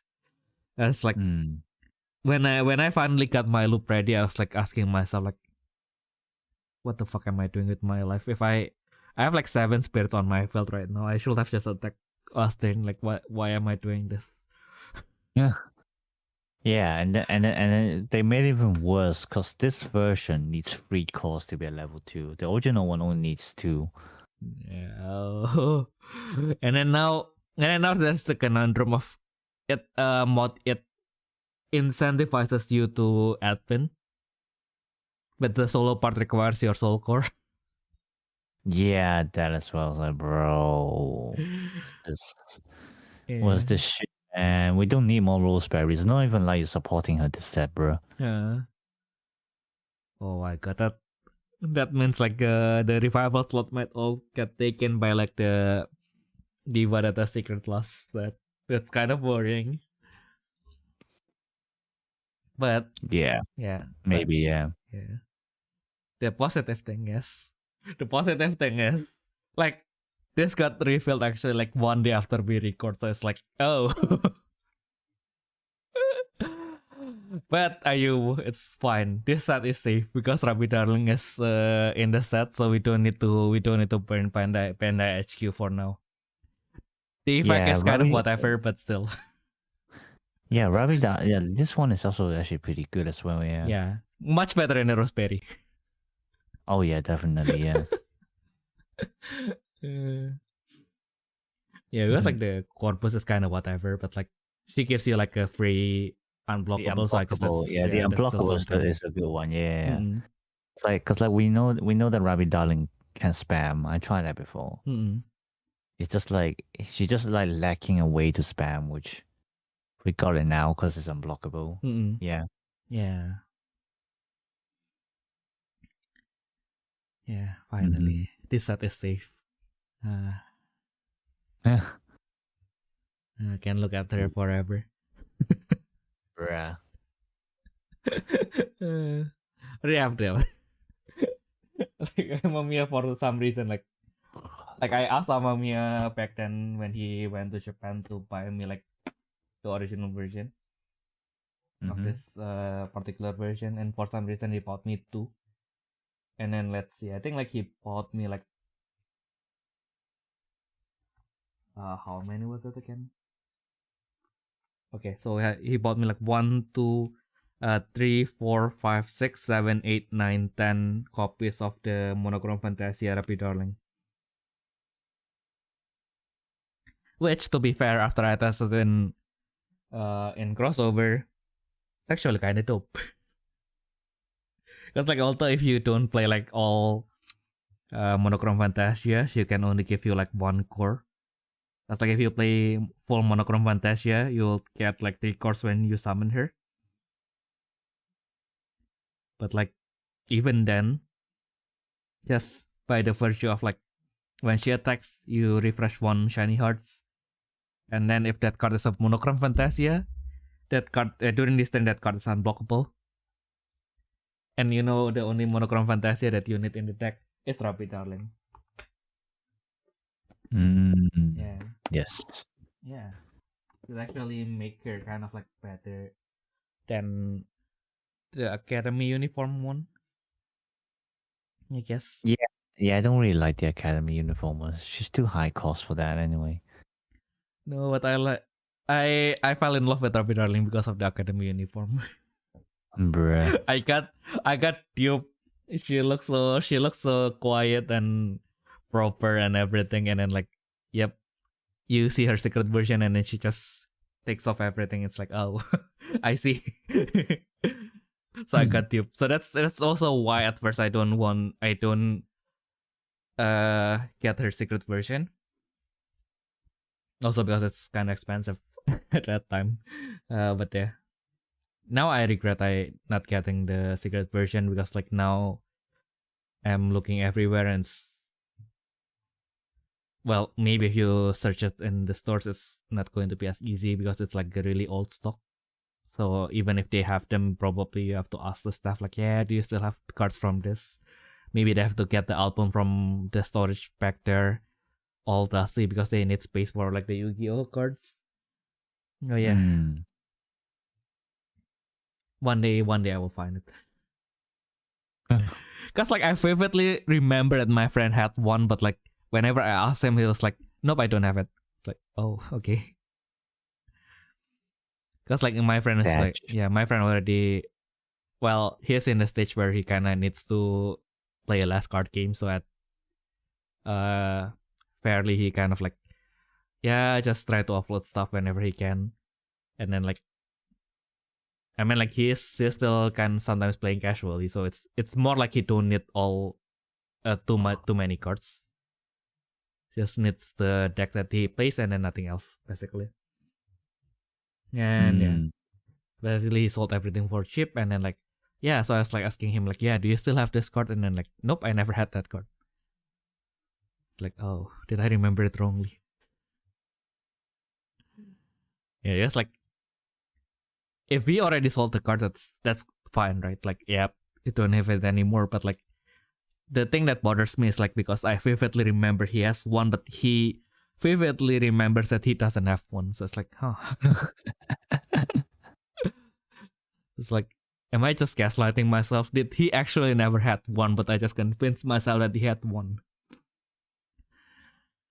Yeah. Mayhaps.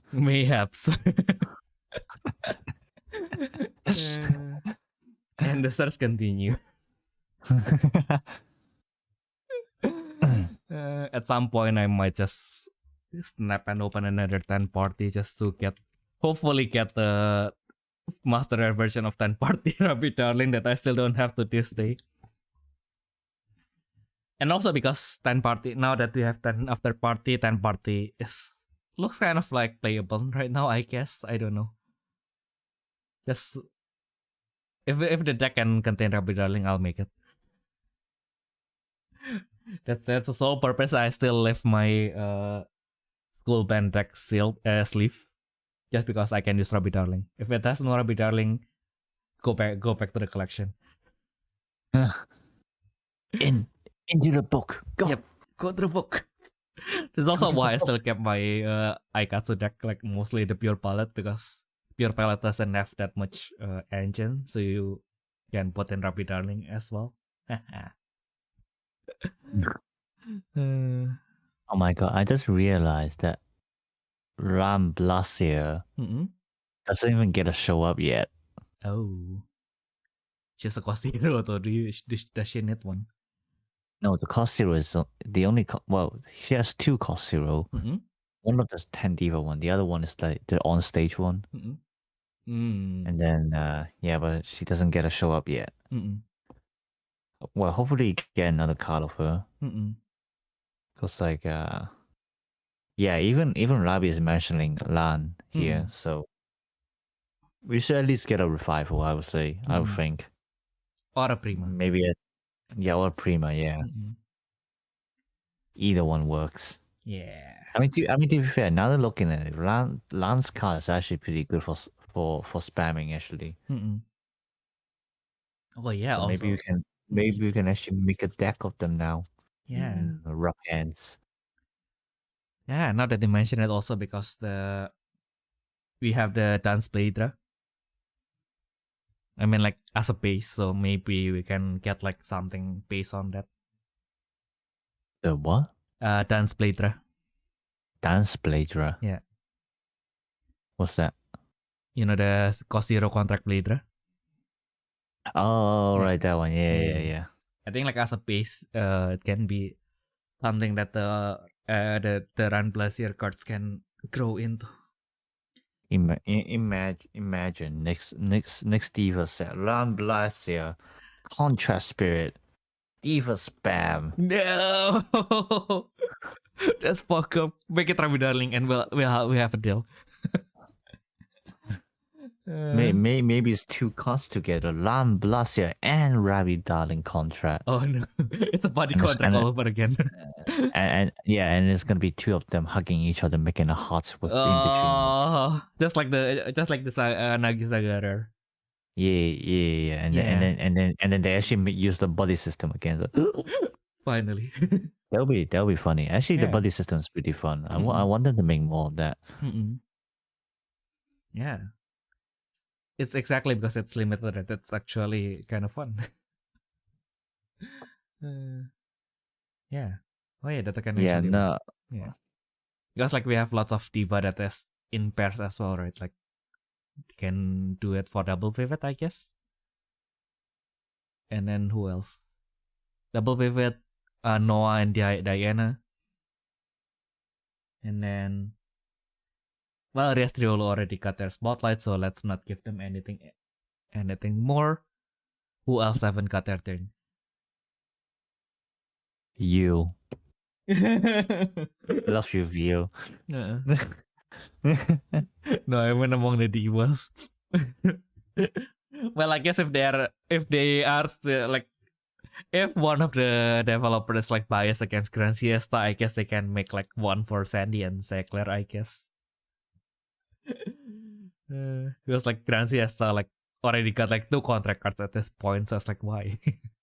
Like I'm happy as a Grand Siesta player, but like why? Do we really need this much Grand Walkers for Grand Siesta? Yeah, I know. It's just weird. No, right?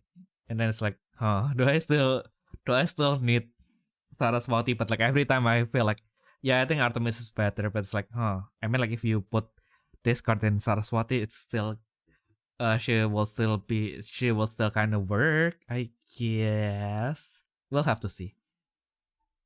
I guess it's just another video that we can make after the set is out. Just make like one Grand Siesta deck with the Saraswati and the other one with the Artemis, and then we'll just duke it out.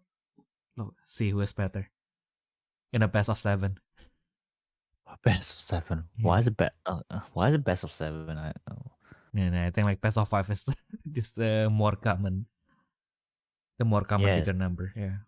Yeah, best of 3 or best of 5 would be best of 7. Yeah.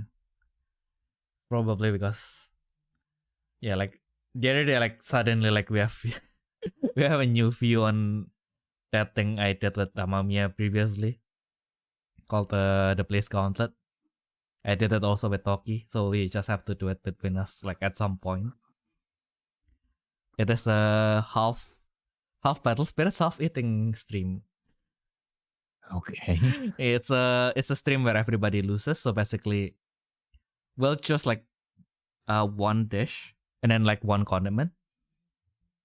Basically, if you win, you get more food, but it's going to be something dry, like something fried or something. Something fried. But if you lose, you basically get more sauce. And the sauce is going to be something spicy, most likely. So hence the Place Gauntlet. Oh, God. Yeah. So I think like against Amamiya, I have to make like I think because I lost like kind of a lot, I have to make like a ramen with like lots of chili. And on the other side, because he won, Amamiya has to eat like 4 or 5 portions of ramen. So it's like, oh. Wow. Do I really want to be in his shoes right now? Leave me out with that shit, bro. Nah, that's fun. Nah. That's fun, Ayumu. We have to do it as friends.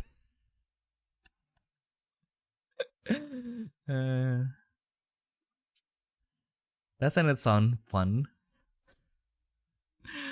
And while we are recording this in 2 days, we are going to have the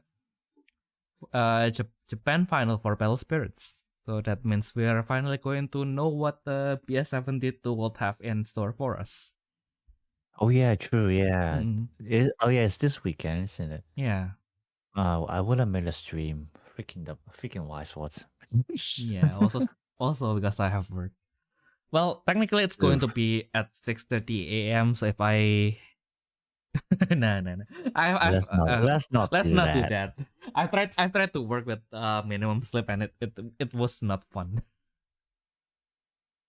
It was super not fun, and I have like a pretty long shift on Sunday as well, so probably better I just sleep properly. Especially I have a night shift on Saturday, so yeah, probably going to be home pretty late anyway. But yeah. Well, we'll see. We will see. We'll be representing Japan, and we will see how rigged the finals will be. Because I don't know like how many representatives will be representing Japan. That's like, like previously, the fun thing about like the final championship is, I think like the international participants are like basically treated as just another prefecture in Japan. So you basically have like 40 Japanese players against like 5 like foreign players. So it's like, oh, this is very fair. And that Hong Kong guy did it, so it's like, oh. Well, time to restructure now.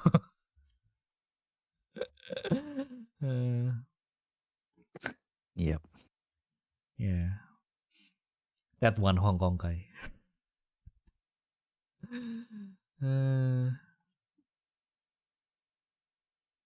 My goodness. Yeah, that's also why like my first like basically like the Asia Championship that I visited was in Hong Kong. Well, the good thing is I don't need to get any visa. I was like preparing everything, and then I was like 2 weeks towards the championship. I was like, do I need the visa?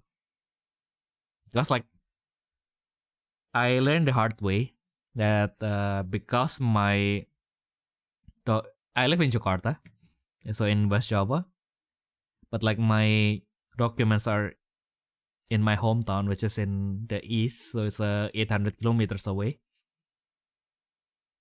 And then because Japan has like different like they have like the different like consulate general for like each region, and that region happens to be my hometown and the town I'm living in.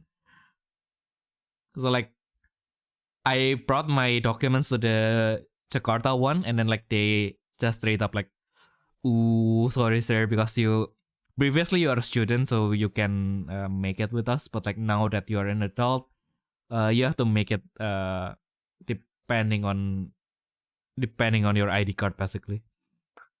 I have to go back home and make it myself." So I was like, "Oh, do I do I spend like one weekend and like 700k ish?" And then it's also like if I only want to spend that 700k, then I will have to take the train, which is like 8 hour ish one way, maybe at that price even 11 hours. So it's like not going to be fun. And so 11 hours in like the cheapest train, so I probably wouldn't be able to sleep there because of security reasons. But yeah, that's a fun part in the end. Although thankfully in the end I was able to get an agent that can do that for me for half the price. So yeah, I got that sorted out, and then I went to Japan. So that PTSD was brought when I needed to go to Hong Kong. So I was like, fuck, what if Hong Kong's embassy is in my Hong Kong have multiple embassies as well? And then I checked on the internet, and then like Indonesian citizens doesn't need any visa to visit Hong Kong, and I was like, fuck yeah. Nice. Yeah, I think I've never heard of anyone needing visa to go to Hong Kong. Yeah, I think I just assumed that I needed one just because Japan needed one. I was like, until I go to Japan, I don't need to go to visa to go to the most places I wanted to go to, because like I mostly go to the countries within ASEAN, right? And we basically, if you go to like another ASEAN country, basically you are not. It is not as free as you do in Schengen, as in Europe, in Western Europe. But like, if I go to Singapore right now, I can just show my passport. They will just stamp it, and then they give me like 2 weeks. And then if that runs out, then I can just take the bus, go to Malaysia, do it all over again, and then I'll get another 14 days. Because that's how it works. So before Japan, it was never a problem, and then the last time so that was when I was like 26. Oh no, it's even later. So it's when I was 27 or 28. And then like the last time I went to Hong Kong was like when I was 11. So it's like, fuck, do Hong Kong need any of this? Like, if did anything change? Like, it's 17 years and everything can change, right? Like, can't even ask my parents because they don't even remember if we needed one. And have I told you that back then we have this thing called like the fiscal fee? Like basically, if you want to leave the country to anywhere, you have to pay like 1 million to the government just to leave the country. Well, also it's 1 million in the 2000s, so it's worth way more than it does now. So it's like, oh, wow, yeah.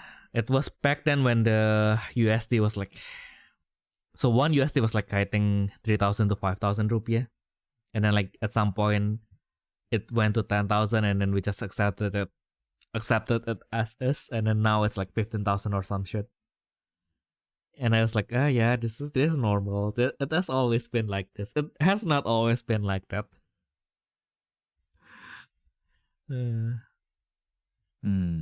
Yeah, now I don't know. I think like now finally that I've reached my fourth month of employment, I can finally like somehow recalibrate my brain again, and then now everything feels like they were the same here and back home.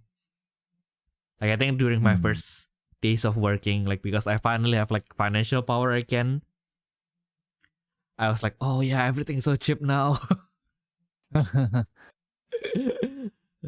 But like now that I've broken into the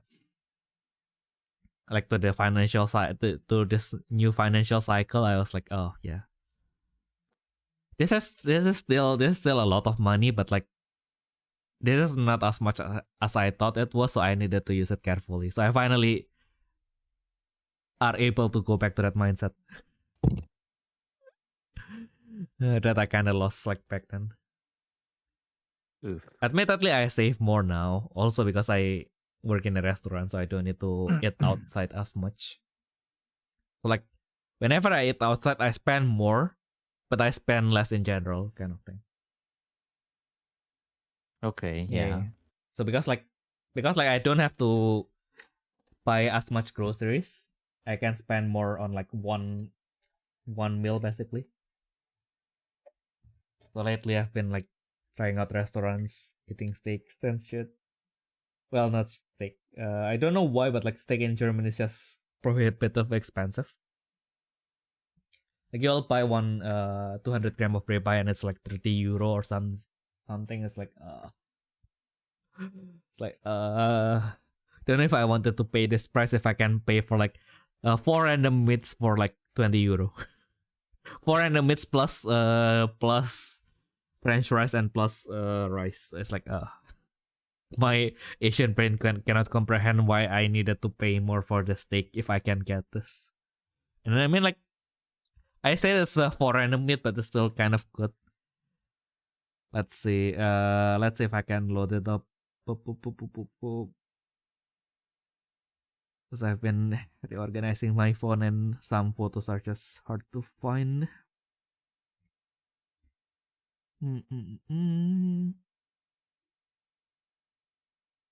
Oh yeah, it's this one.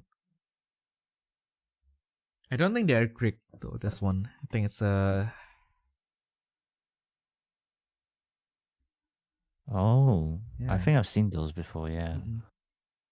It's just a mixed plate basically. So it doesn't really, that's not exactly like, yeah, we are going to serve you like the special things. It's just, if you don't know what you want to eat, we'll just serve you everything. We'll just serve you anything. Any for stuff that is like, you think will worth the money.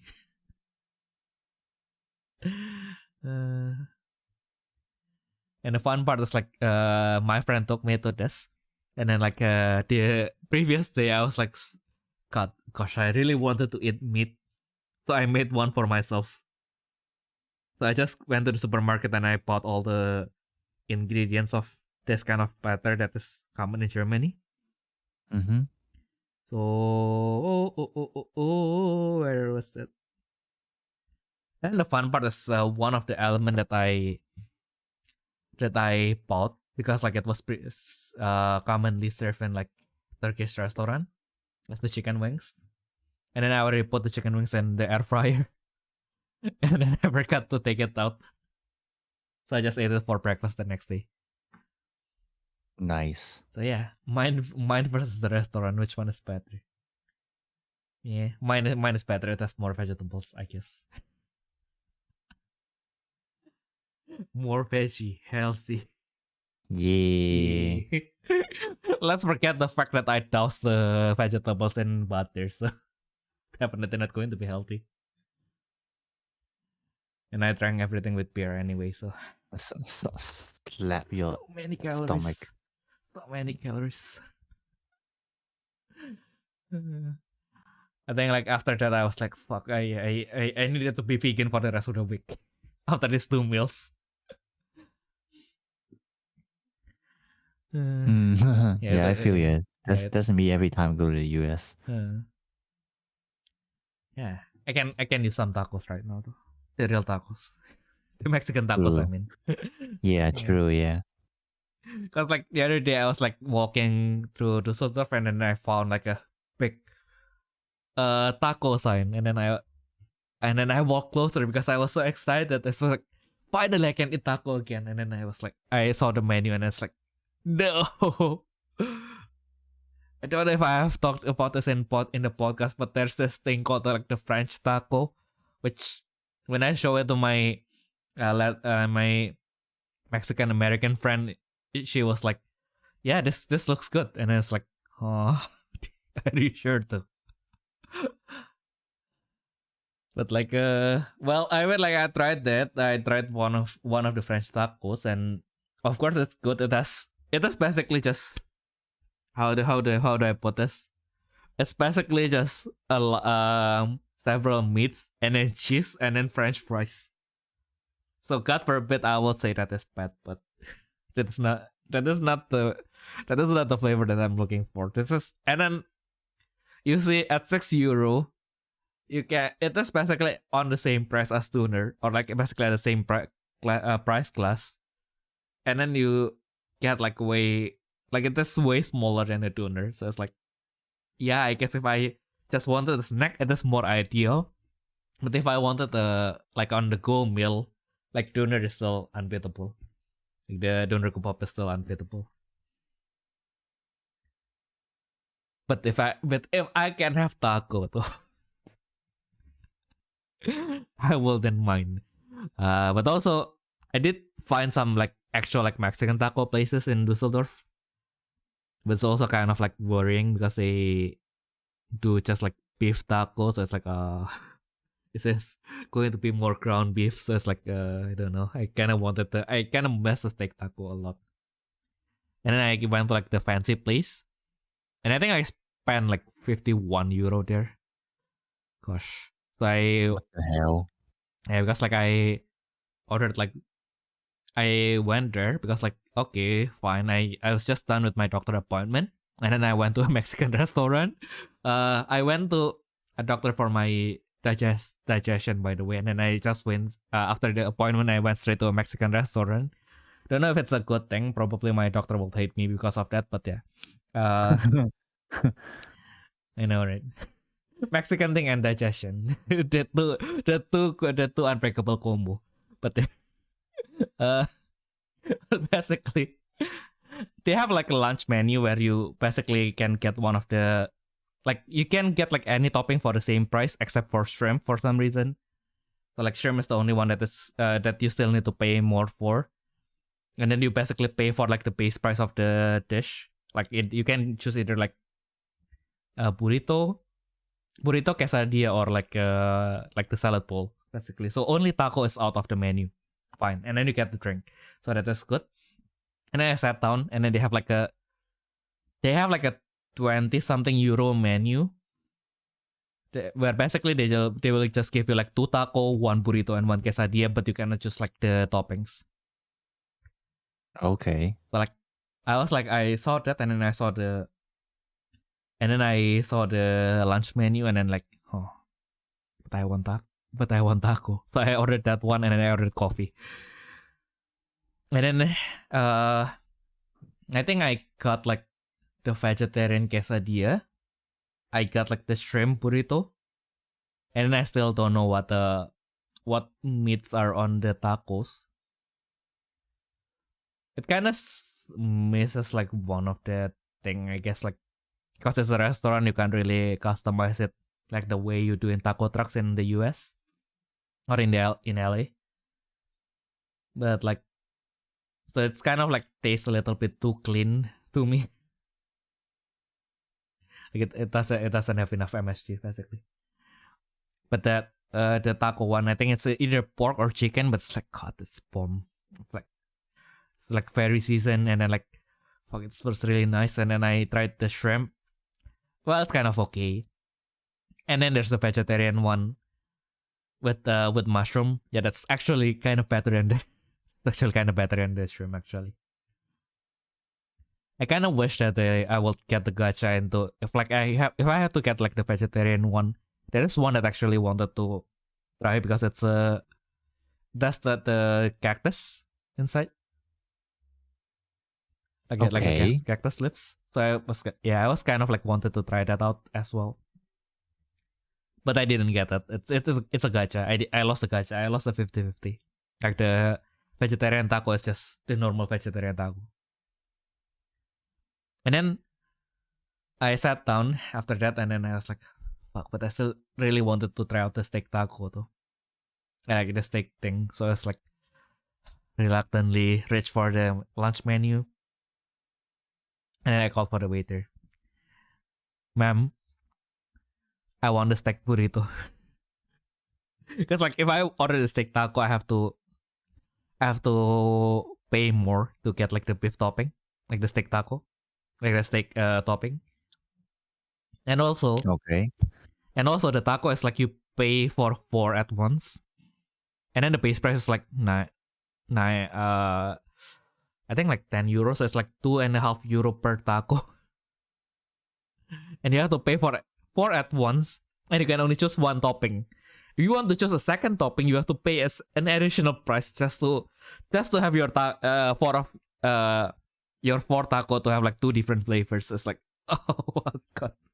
And not 2 different flavors, 2 different toppings. It's like you have to pay for the extra for the topping that you choose, and you have to pay extra so that some of the taco can have like different toppings. So it's like, oh my god, this pricing is so American. This is why.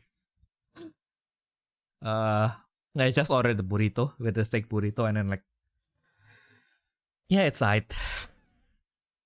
It's aight. Steak is understandably like more meat than fat, so I was like, there's not enough seasoning for like such lean steak, so it's like I guess it's aight. And then the other thing that I cannot not order, and it becomes my downfall, is that I saw habanero salsa. It costs like $2. But it claims to be super spicy. I cannot try that. It's aight. It's aight. Our sambal is spicier, or if anything, it's probably as spicy as our normal sambal. So it's like, yeah. I mean, it does the job. It gives me the tingles. Gives you the tingles. Exactly.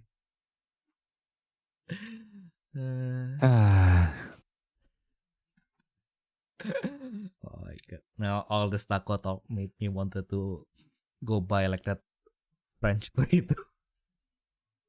Because like there's new like doner place near my house that they sell like burrito, but it's like 12, I think like €12 or something. But like it was not burrito as the one in LA. It's basically like the French taco but in burrito form. Okay. And then like they use this ground beef, so I don't know if I even really want that. I kind of prefer them to use like the doner meat at that point. Yeah, but it's big, so it's as long as my arm, I guess. Yeah, it's just wanted to eat a lot. I guess that kind of works. Which reminds me, the doner place near my house sells this steak doner. I don't know what's the difference, but yeah, might as well try it tomorrow, I guess. Good luck with that. Yeah, thank you. And good luck to you on your first Watch Wars tournament, I guess. Yeah. Let's bring my whole life deck. Yo, let's go. To be fair, I don't even like playing it, but that's my only English deck, so. Oh, yeah. What can we do? We have to fight with what we have. I mean, that's basically my principle every time I play Vanguard. Actually, that's like I can never like afford like the best decks like Shadow Paladin. Yeah, not out of the budget.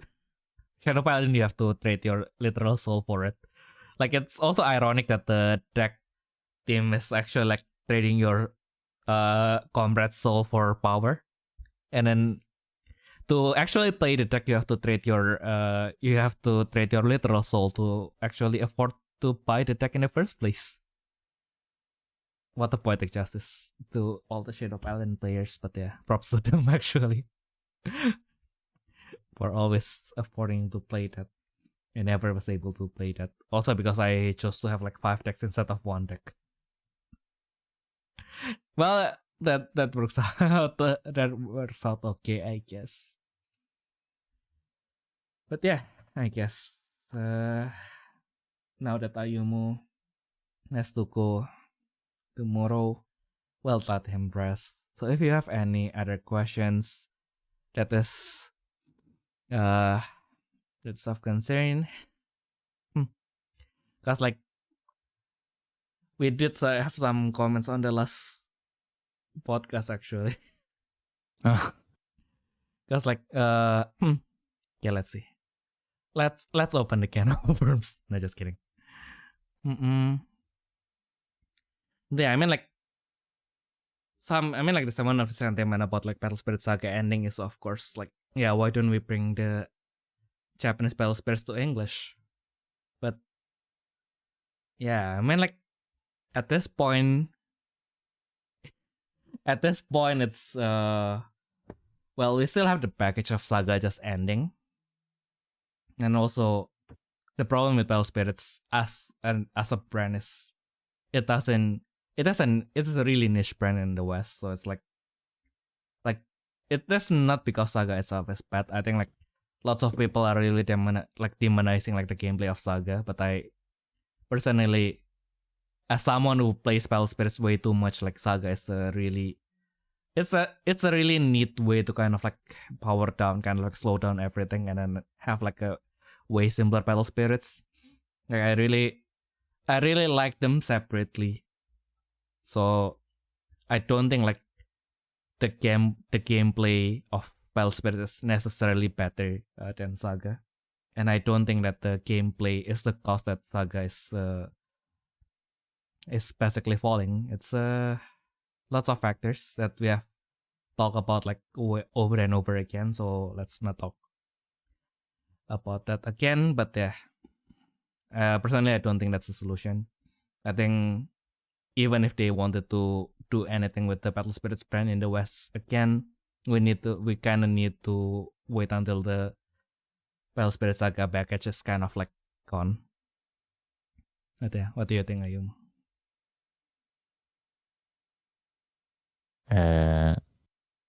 Just keep them separate into 2 games. Yep.